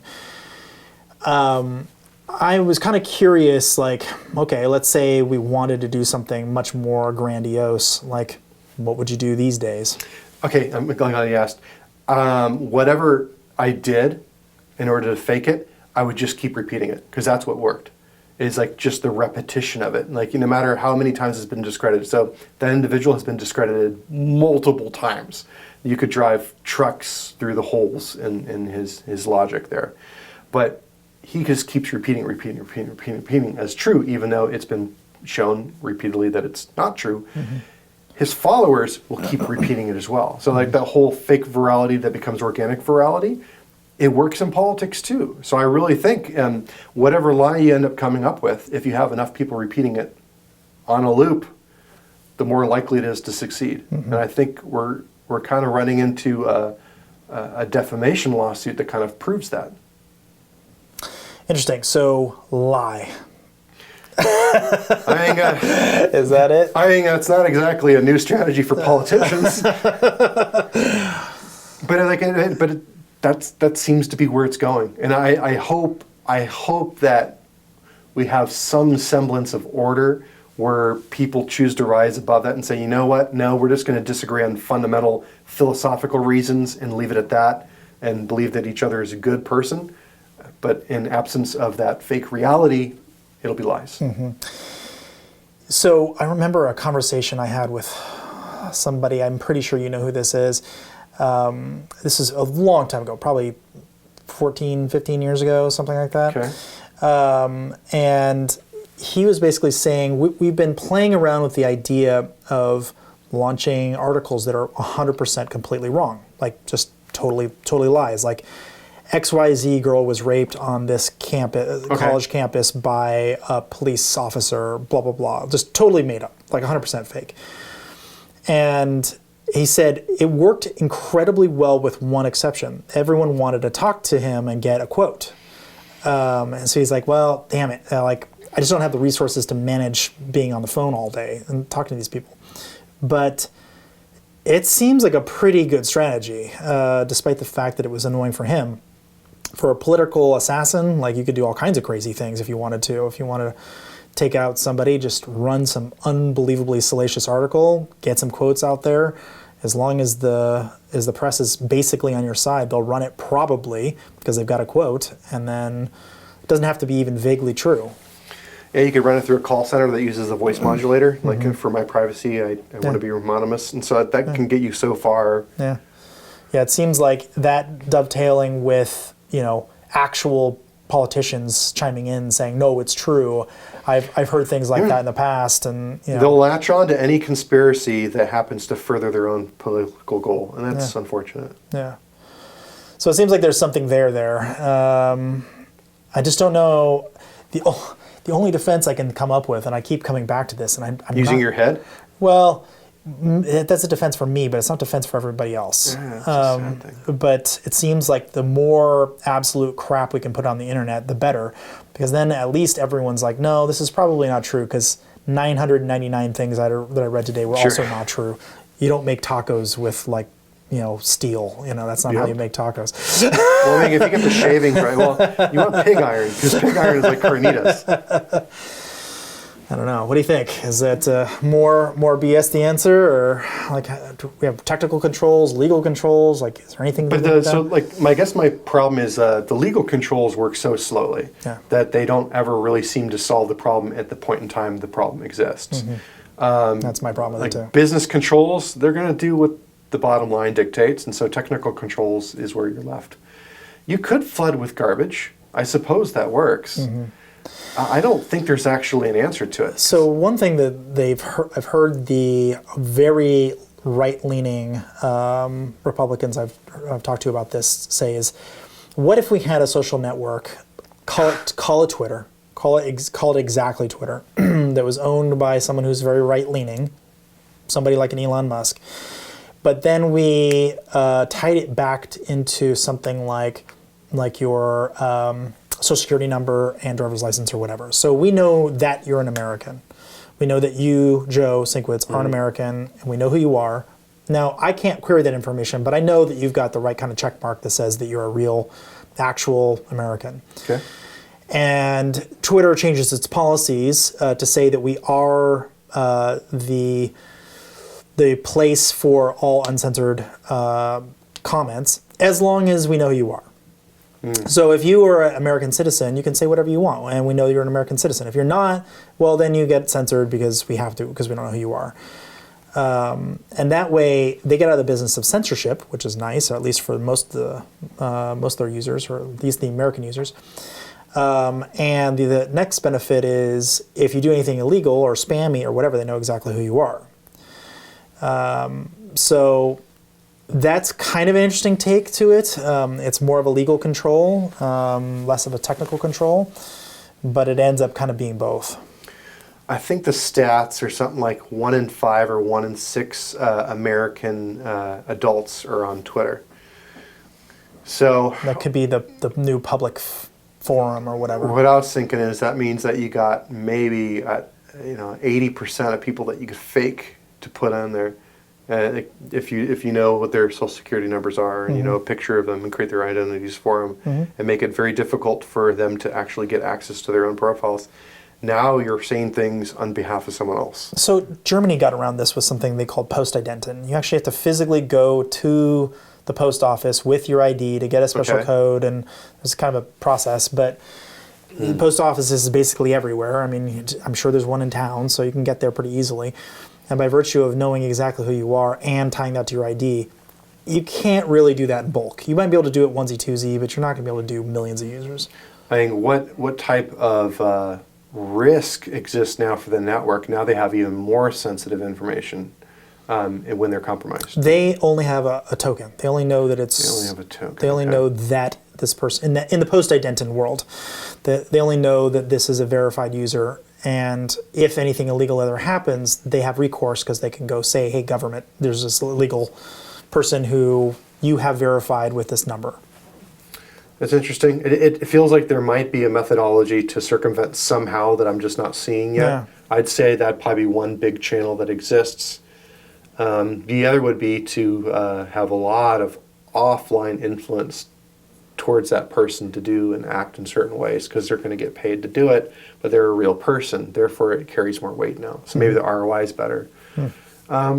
I don't know. I think that'd be a terrible idea for them to do. Yeah, why is that? Out of curiosity. Man, I don't know. Like, it always feels like when any network tries to say this is who we are, it backfires.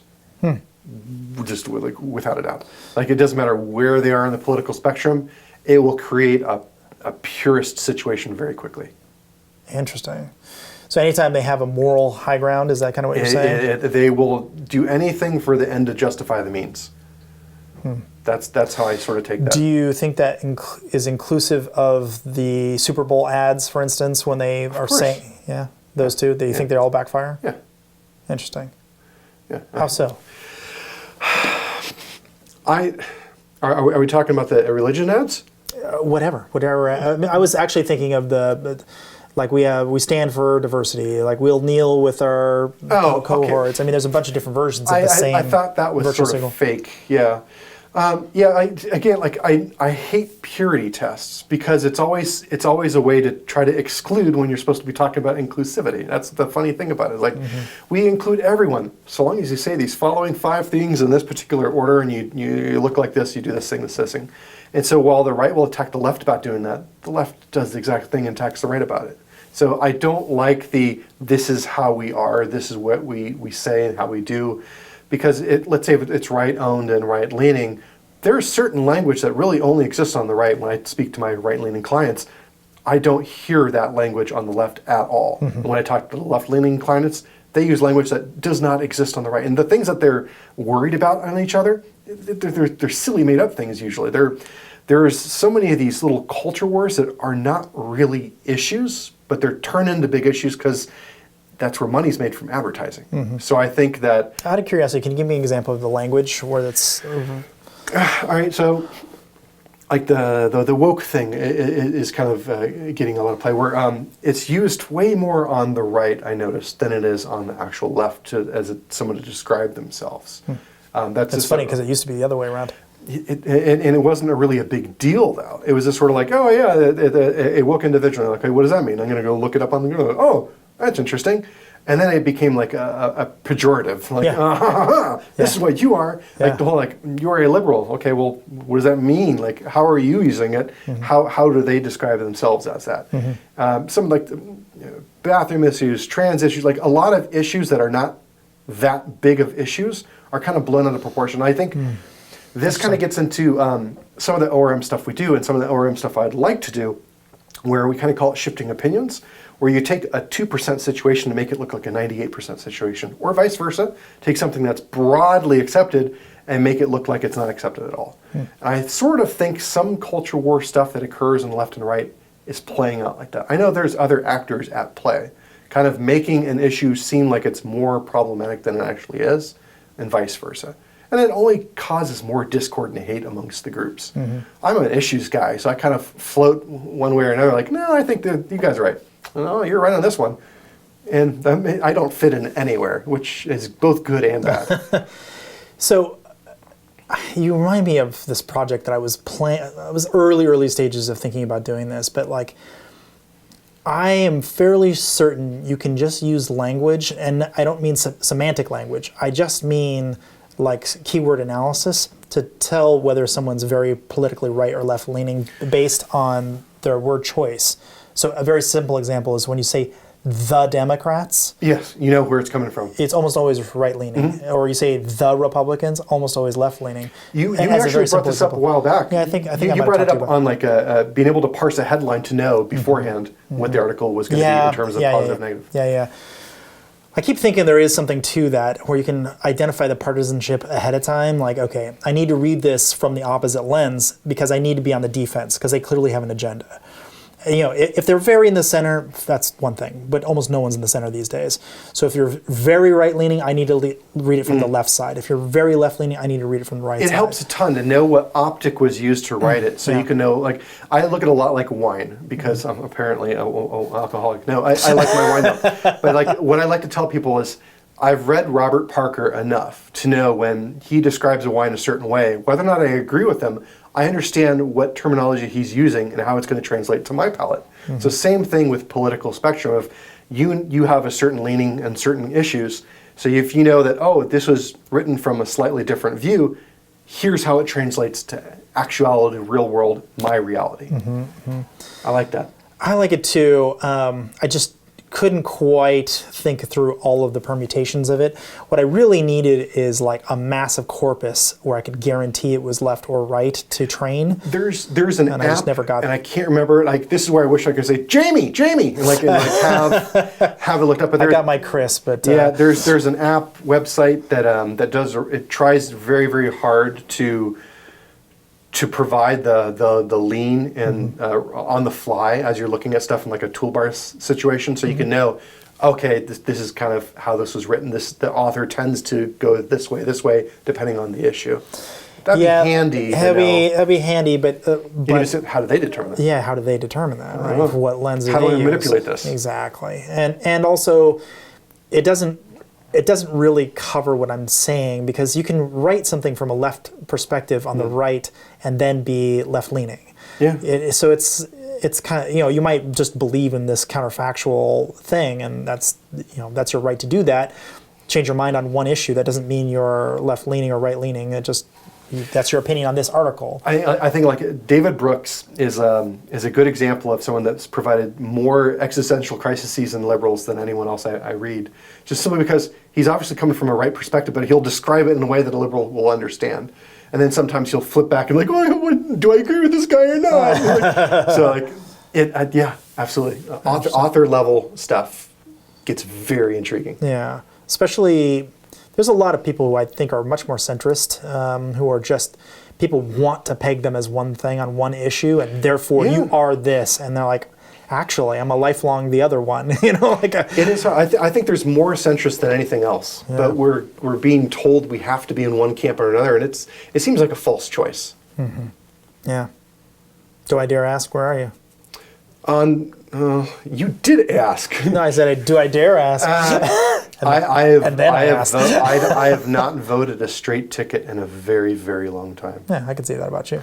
Yeah, I'm trying to think. Like, I was going to go somewhere with that, though. It seems like ranked choice and multi-party just seems like the play. That way, you can have factions come together, like in a ways that solve a problem.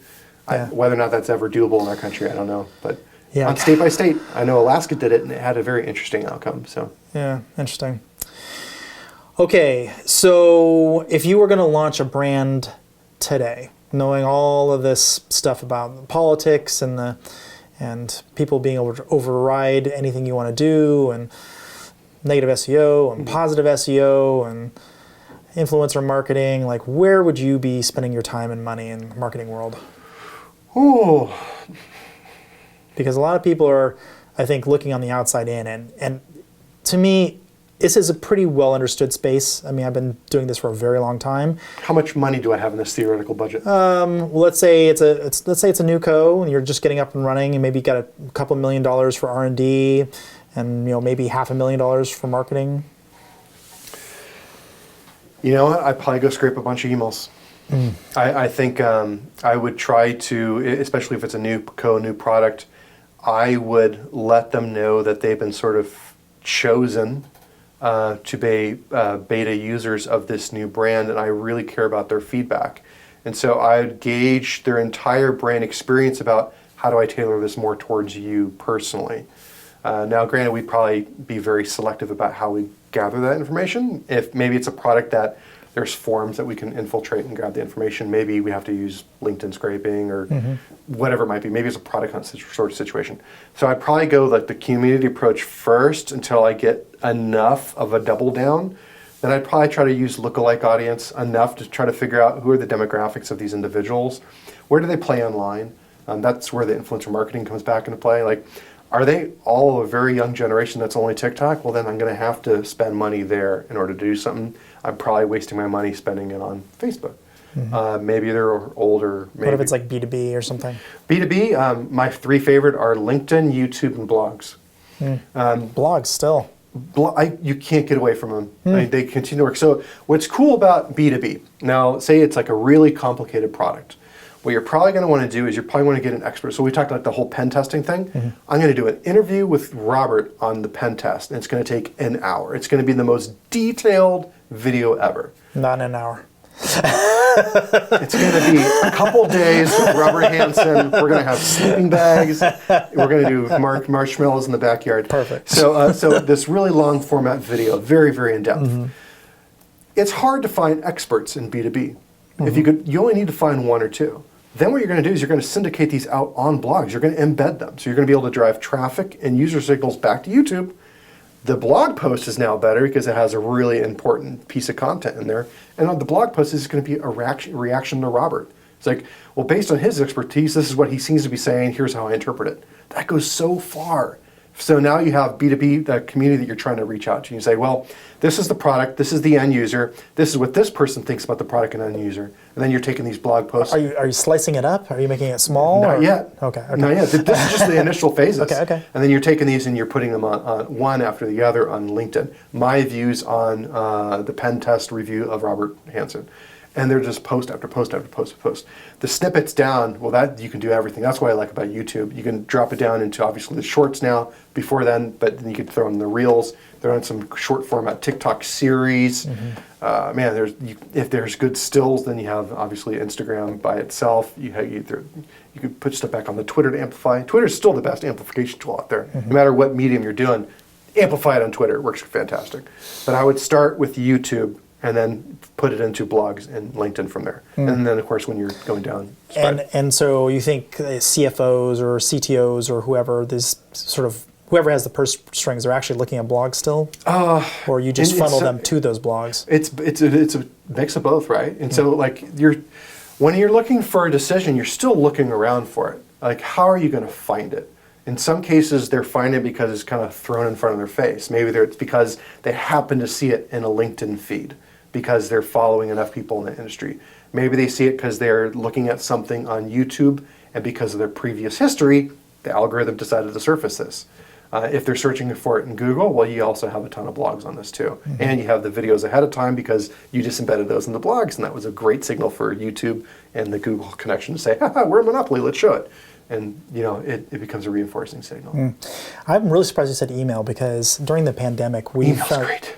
But the funny thing is, the open rates were abysmal, and when they were opened, no one ever clicked through. It was like really bad, unless we could actually make it really to them for reals. And that was the hard part. Yeah, if you handcraft it, and it has to be really custom, then it works great. If we're talking custom, then and if it's a high enough dollar figure. Yeah, like let's say it's a $50,000 ASP or something. Oh, dang, then I'm probably doing a campaign. I'm going to still probably do email to backfill. I'm not going to do calls and texts because that crap's annoying. I'm going to use handwritten. So handwritten's a servicer out in Phoenix, buddy of mine. It's a literal company called Handwritten. He invented his own robots to do handwriting analysis. And so it'll understand what your handwriting is, and it'll be able to do whatever. He does things like ChatGPT integration. Skip all that. You can come out with your actual, tailored stuff. It's actually handwritten on a variety of mechanisms. Maybe you're doing like a really long letter, then a postcard and something else. And you're just kind of doing a drip campaign to let them know, I care about you, I've identified you, I'm just going to keep following up until you give me yes or no. If it's a high enough dollar figure, that might be how I go about it. Interesting. Yeah, the one thing that did seem to work relatively well is just meeting people in person. Even during COVID, just finding ways to go and meet people. So maybe the disconnect here, which was pretty bad. You were actually you're pushing a much higher dollar. Well, it just depends, right? If it was lower, like much lower, like we have some competitors that are hundreds of dollars as opposed to tens of thousands or hundreds of thousands of dollars. Very different product, but it's people could say it's kind of competitive. Them, I don't know why you'd ever meet anyone ever. And so we do email because on the low end it's free, but even the middle tier it's $99 a month. I think email works. Yeah, But what's email delivery like these days? It's a mix. You're constantly playing with it. You're constantly looking at the subject lines and based on the open rates, changing things up, changing things up. You're really just trying to... It seems like it's just not even getting delivered anymore.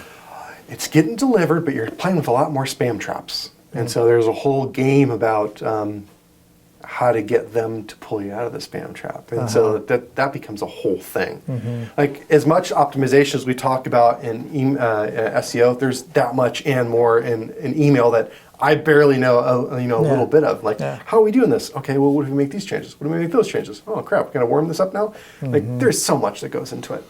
Once upon a time, I had this email address. It's just one of the oldest email addresses that was out there, right? and certainly in security. And the way that news groups used to work, they would publish your email address. So everyone on earth scraped these news groups and was getting my email address. So I was basically getting every single piece of spam from every single place that spammed on the entire internet. Like my email address was sold thousands and thousands and thousands of times. And to the point where the ISP that I hosted with, they were, just getting slammed by the amount of inbound email. And this is back when bandwidth was like a real problem, like no one really had anything better than a T1. And they ended up putting multiple spam gateways. Like spam companies would send hardware to put in the rack to be in front of my email because I was getting so much spam.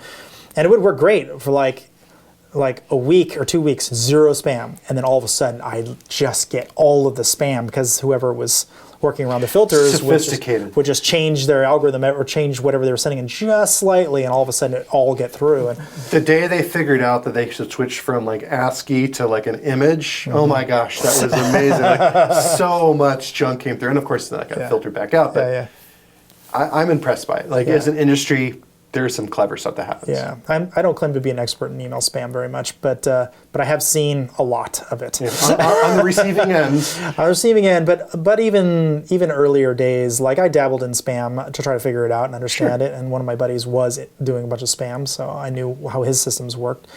But the sophistication necessary to get away with it these days, I mean, it seems like now you have to switch to botnets, and botnets have the problem of no one's ever seen this IP address before. Why is it sending email? And so you have reputation issues, and you're just kind of...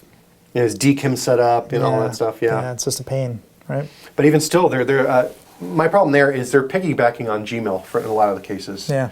And so it's just a numbers game. We're seeing some really hostile stuff come through, and it's really intriguing to the degree that they're able to identify a particular employee of a manager and then hit them up and say, hey, I'm sorry, I need to change my payroll information. Can you blah, blah, blah, blah, blah. They look real until you look at the email and it's obviously not the individual. I wonder how often it works. Well, spear phishing is a whole other ballgame. That's because I don't even really need to go through the mail gateway. I just need it to appear on your screen somehow. Just get it in. Yeah. So there's a bit different issue. That one I am an expert in. That's a whole other ball of wax. But I also wanted to talk to you about the Google case. Yeah, sure. Court case that's going on, the monopoly. It's a complicated one, but yeah. So for the audience, why don't you give us a lowdown? What do you think's happening there? Google's fraudulent. Thank you very much for having me on the show. Yeah, you're welcome. It's a complicated case, and this is really just talking about the ad market as a whole. Sure. And so, I don't know how many times I've read through it, and I certainly do not understand the entirety of it. But like going through and you're seeing, okay, some of the code names are hilarious. Like what is it, like a POI rot. Poirot. But I wonder if like someone was trying to be snarky, like it's like a speech impediment. Pirate. But that's basically what it was doing. They were pirating, where they're essentially fixing their margin. And the reason I just called it fraud, and that's kind of where it should be the end of the story. That's illegal. Allegedly corroborated multiple time fraud is that they were disclosing the end price as being different to the buyer and the seller. That's a lie. That's fraud. If it is true. If it is true. And some of the other trying to keep you out of court here. I'm just a guy talking on a video. Like they know my views of Google are not great. Like I'm negative towards Google, so let that paint the brush across the canvas. Yeah, so the alleged results of just that just that ad server fraud, the attack on headerless bidding, header bidding as a mechanism. Project Bell. Was that the Project Bell? Yeah, so Jedi was the Facebook one, and then Bell was the...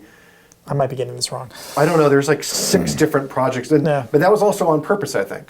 I think they kind of changed up what they were, even though it kept coming back to ad exchange, ad market, and that it was really the same thing. So over and over. walk the audience through who's losing money in that, if that fraudulent campaign. Yeah, so everyone. There's some very clear losses occurring on the publisher side, where they're being locked into lower monetization than they could get if they were to approach independently the same buyers. That's a problem right off the bat. And one of the reasons why they're being locked into this was the attack on header bidding and pushing on AMP, which was just a mechanism disclosed within the documents with emails. I don't even think I have to say allegedly at that point. They actually had the quotes. It's like the whole purpose of AMP was to kill off header bidding. And it just happened to have a huge uptake because people pushed it as a technical solution. Well, I'm not 100% sure if it was Bell or one of the other ones, but there was one that basically said that contractually, they weren't allowed to even get into the Google network at all if they were working with anybody else. Yeah, so they forced non-competes. Right. So that itself forced non-competes and jacked up prices. Yeah, and manipulated prices. And manipulated prices. So the other side of the equation. Allegedly. Okay, fine. The other side of allegedly, which I think is actually maybe a bigger case that could come out here, is because of the potential manipulation, they were also causing advertisers to overpay what they potentially could have. Therefore, how many different government institutions use AdWords? The military uses AdWords to recruit. So was Google defrauding the U.S. military? Those are questions where, if that can be shown, that is very, very damaging politically. And regardless of who's in power the next couple cycles. Right. I am somewhat cynical, and I have this back and forth with Aaron Wall that's been going on for maybe 10 years plus about the DOJ and FTC cases that may eventually come out against Google. And this wasn't the one that we thought was going to be first. Which one did you think it was going to be? We thought it was going to be forced placement within organic search, or at least that's what I thought would be. Favoring their own properties. Yeah. And that's a whole other thing. But going back and forth with all this stuff, my cynicism is they are the largest lobbyist currently in terms of funneling just raw money into both sides of the political spectrum, where you could see where enough people get in potential committee level, they get high enough in a committee that we're able to kill it or delay it and delay it and delay it and delay it. That's my concern. My concern is that while it looks like Khan is going in the right direction on the FTC, and this is a DOJ that took up a predominantly conservative case out of the state level, will it stick? There seems to be a growing faction of conservatives that are now against it.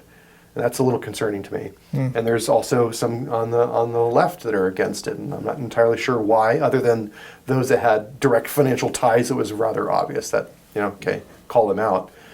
So I don't know if it's going to stick. I'm worried about that. I want it to be seen all the way through. But so this is not the case that went through in Europe. No, that was different. Yeah, it's a little surprising that they're not copycats of one another.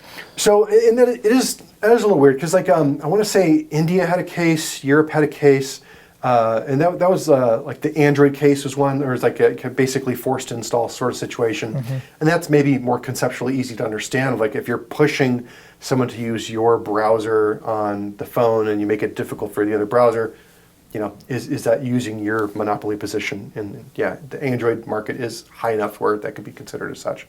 I still think there should be a very large case about preferencing YouTube, preferencing internal properties on Google to displace, every time they throw in on one of their own little calculators, how many different calculator sites do they nuke when they do that? Yeah.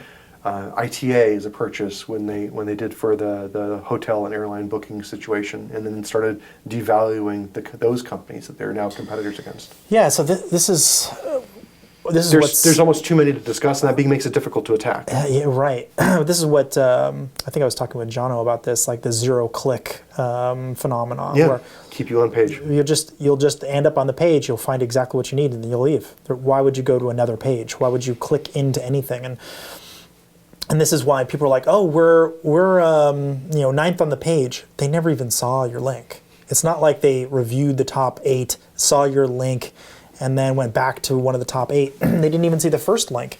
They were just looking at all Google. It's worse on mobile too. Yeah. It's a really long scroll, and they'll inject a lot of images that don't make sense at all. Like if you look at any sort of like gift card type SERPs, like it's just full of internal shopping stuff on Google, and you're scrolling for a while before you find anything that's organic. And now they're playing with the shading of the ads even further to make it look more blended with organic. Like, there's an FTC case about that, but they don't care. I think their standard operating agreement is or process is, we'll just wait for the fine because it'll be cheaper than the money we make in the meantime. Absolutely, I would too if I was in their situation. And I wouldn't, which is why I'm in where I'm at. I can only afford shorts. No, I think you would, Joe. I think you would look at that pragmatically. Look. Here, I'm going to give you conservatively $200 billion to change this font color and change this background a couple shades. I think there is the joke about Larry and Sergey hiring the brightest minds in the world and having them just play with that and then toasting like, this guy has a PhD in quantum physics. Ha ha ha, we make him change the font color. They paid him to do it. That is what's happening. Yeah. And at $200 billion, that's the right move. That seems to speak to a larger problem, which is why are we letting Google be Google? Like if Google is this, if that's what Google has turned into. Because remember, when Google started, they had no ads. That's why everyone liked them. They were nice and fast. There was nothing on the page. It wasn't like Yahoo where there's all this stuff going on in sports in the middle of the page. Like, I don't even, what is this? Like, the weather right in the middle of the page. There's all these widgets and it would slow the whole thing down. It'd take like 10 seconds for it to load or something. And then Google came along and they're just a box. That's great. But now they're not just a box. You click in that box, and now you're just getting the same old junk that you were getting on Yahoo. They have made it faster. They've certainly sped up the web significantly. But why are we letting them get away with it? I'm in is argument. Is this the first of many different lawsuits we see against Google? I hope so. But so what worked against Microsoft was the DOJ case, and the DOJ case didn't result in them splitting up. But it delayed them to such a significant degree that they weren't able to adequately compete with some of the newer entrants like Google when Google came onto the scene. So I think if the DOJ case does persist... Why was that? So are the Internet Explorer Firefox case? Yeah, why did that delay them? Because it becomes a lot more difficult to buy companies to squash them when you're in the middle of a giant antitrust lawsuit, because that's the very nature of what they're being, going after you for, because they're using the monopoly position of their desktop to push the particular browser and the on-ramp to the web, and they were, and it was right to have that case, and the case eventually resolved. 10 years, it was something a long time. So if something similar happens here, there might be a new technology that comes out where Google doesn't have the chance to squash it. That would be where this might be perceived as a win, regardless of whether or not they're being forced to divest. See, I think what's going to end up happening is Rankbrain is going to be turned away from the search engine results themselves and just to the SERP in general. So the entire page is going to be run by an algorithm. So every placement of every single thing is going to be determined by an algorithm. And when you get to do that, the only barometer for success is money.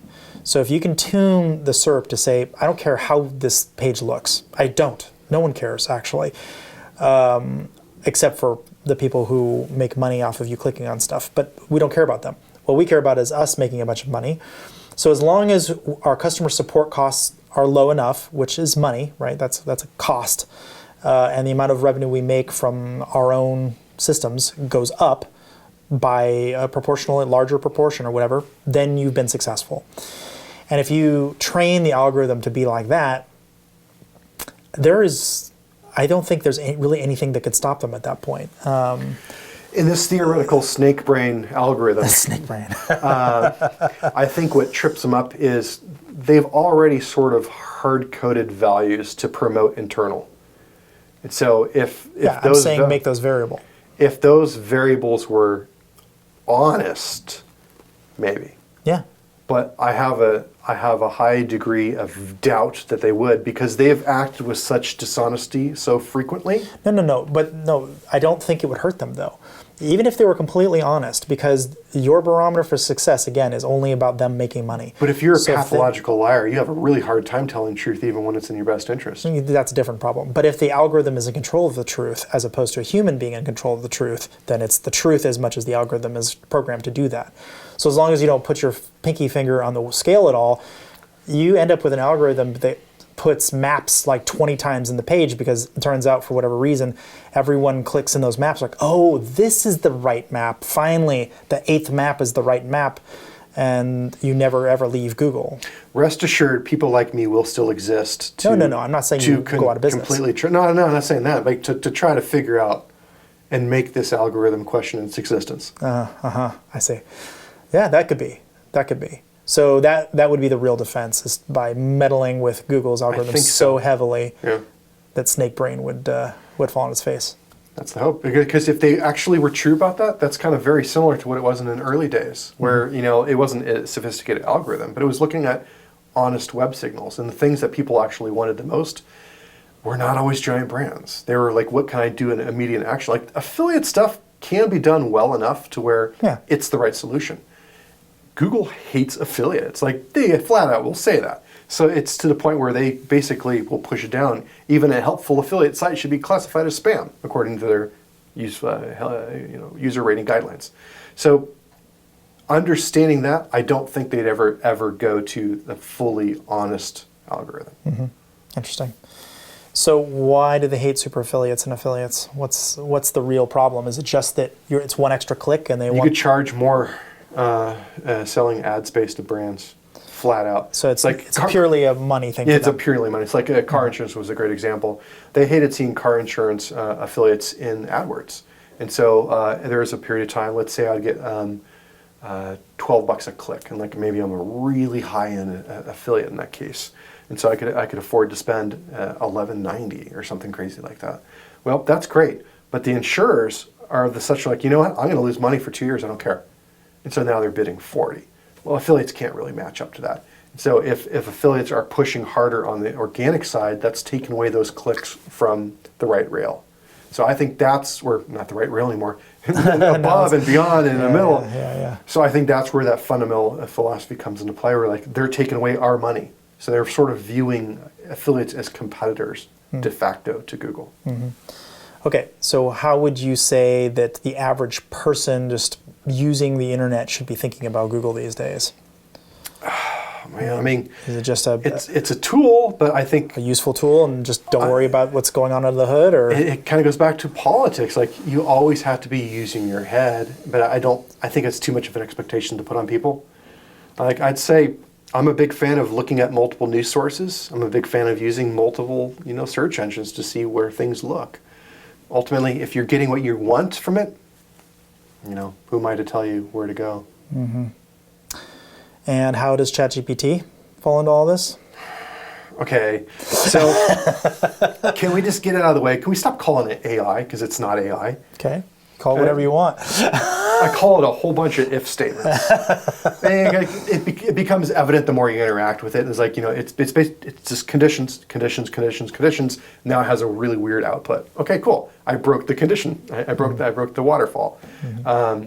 I think a GPT. I think of it more as like autocomplete, like really, really good autocomplete. Okay, well, I mean, autocomplete is very manipulative, so I like that. Well, I think where ChatGPT is actually good is on ideation. So like you're struggling with like, how do I start this document, or how do I come about phrasing something? We're actually looking to potentially integrate ChatGPT, or actually one of the models from OpenAI on the influencer side. So like they accept a pitch and they're not sure how to start. It's like, here's some topics you could talk about, as far as the brand is interested based on what they put in their description. And then come up with some ideas. So I think it's really handy for that. I think it's terrible for copy, paste, submit. So if anyone's like doing that, that's just too lazy. And those are the type of people that are going to get churned out anyways in the industry. The people that view it as I'm going to take it and I'm going to edit it, they'll last longer. The people that are looking at like, I just use it for an idea, I think that works the best currently. Yeah. Yeah, I've been watching it pretty closely and watching how it's being used. How are people going to weaponize it? Oh, man. I mean, I want to... You've talked about 20 things today that it could be yeah, useful of course. I guess what I don't have a good beat on yet, specifically as it pertains to ChatGPT, is how quick is the iterative cycle of the feedback getting back into the answer loop? Well, immediately if it's within the chat. Right. But how much until it starts going back to other people? If everyone's like, no, you're wrong, Robert Hansen was born in 1965.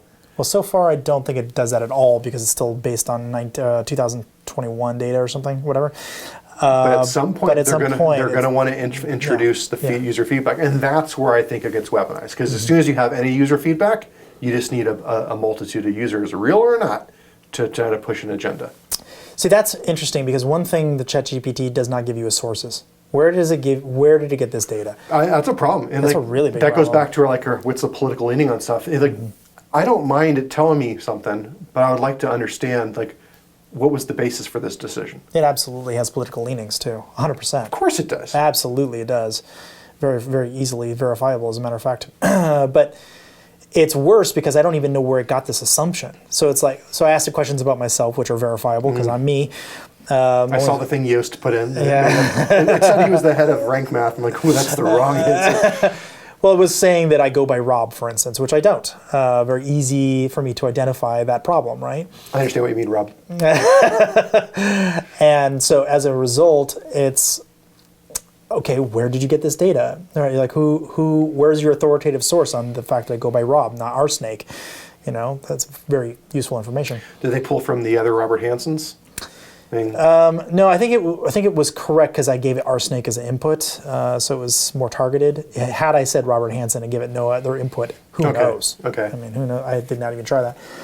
But I think that it proves a point, though, which is, let's say I'm trying to do some research study or something. I'm like, oh, how should I write this? It writes it for you, with no context of whether any of this is coming from legitimate sources or not.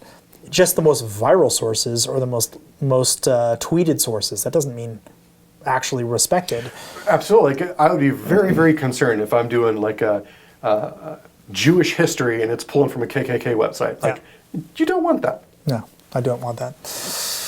Yeah, so any plans to use it in your work? I mean, outside of maybe an ideation to just see if they find it useful, that's about the extent, I think, for that. I think for the influencer, that must be something they were taking a look at. They will.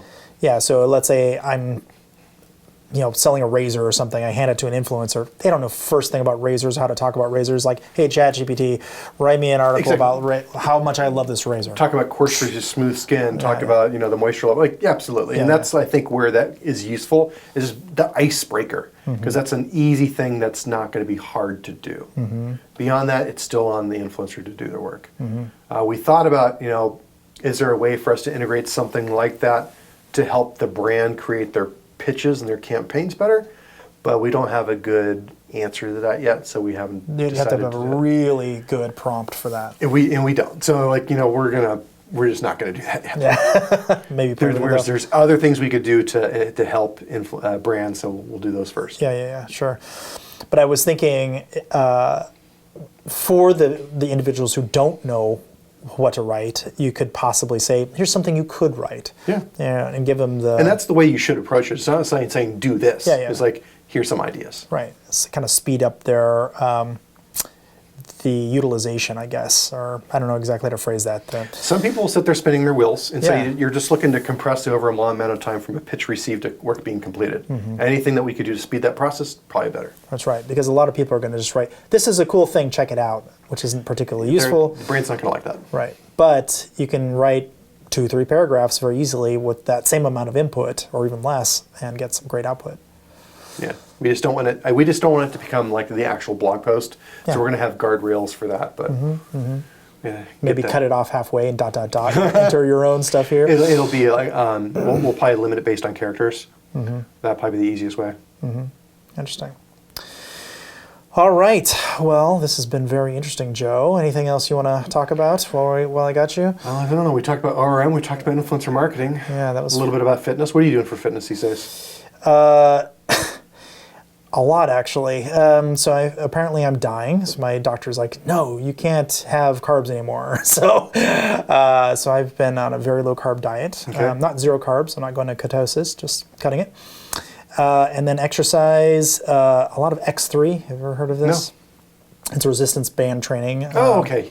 It's very intense. It's kind of like trying to push a tire around. It's, incredibly difficult. That's sort of my workout. And then I've been swimming probably between 1 and 2 miles-ish on a weekend, and trying to run about a mile throughout the week, spread out, cut up into little pieces, which I'm slowly ramping up, and then push-ups and sit-ups and pull-ups and all that other stuff kind of coming in, ramping up, because I'm helping a kid get ready to potentially go into the Navy. So I'm kind of helping him. Nice. I'm kind of doing it side by side with him, and yeah, so. Man, I should have had you bring your workout clothes. We could have gone to True Hit, because it's I think today incorporates a lot of band TRX and stuff. You maybe enjoy it. Yeah, it's but the nice part is I fall asleep like instantaneously. That's good. I just put my head down and I am gone. Which, if we're being honest, solves a lot of those health issues. Yeah.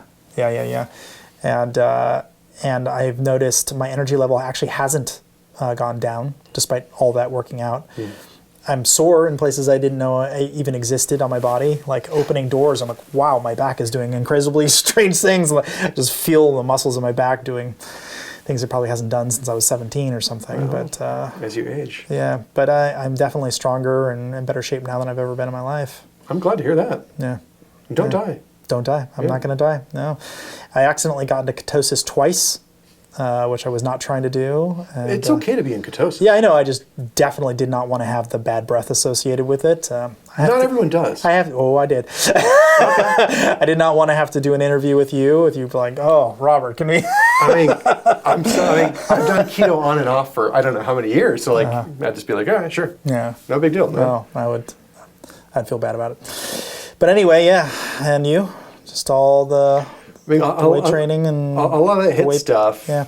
So I was going to ask you about the band. You said you're doing some resistance. Is that with bands? Oh yeah, yeah. Cool. So the ones for True Hit. So the workout today, I believe, we'll do some kettlebell work, a little bit of dumbbell, I think we're going to do some French presses as well as some Arnold presses. TRX is another one of those fantastic implements. Doing rows on TRX feels great, but the bands, I believe, is going to be seated rows and probably banded push-ups was hella hard. You throw like a 70-pound band on and you're trying to do push-ups, you're going to feel it. Oh yeah, totally. It's like there's great studies that are out. I consume a lot of research on nutrition and fitness these days that are showing that you can get similar chest hypertrophy from banded push-ups as you can from bench press. So totally. Do what works for you, and maybe even deeper, maybe even harder, because you're able to go in a more compromised position. Yeah, and heavier at all parts of the motion. Yeah, through the strength curve, it's more consistent. More consistent, right? Exactly. It's fun stuff. Really interesting. Yeah, I dabbled in it. I wouldn't say I'm a health expert, but I'm certainly more educated than a lot of people. You're getting there. I pick it up as I go. My doctor yells at me. Oh, come on. Well, we'll talk about it offline about what he yelled at you about. Yeah. Well, again, happy Thanksgiving and Happy New Year. Might as well. Merry Kwanzaa. Really appreciate you doing this, Joe. How do people get in touch with you? They can find me online, except on Twitter, apparently. My name is Joe Sinkwitz. If you Google it, you're going to find a million properties on me. But otherwise, LinkedIn's probably the quickest way. Okay, great. Well, thanks for doing this, Joe. I really appreciate it. Yeah. Love it.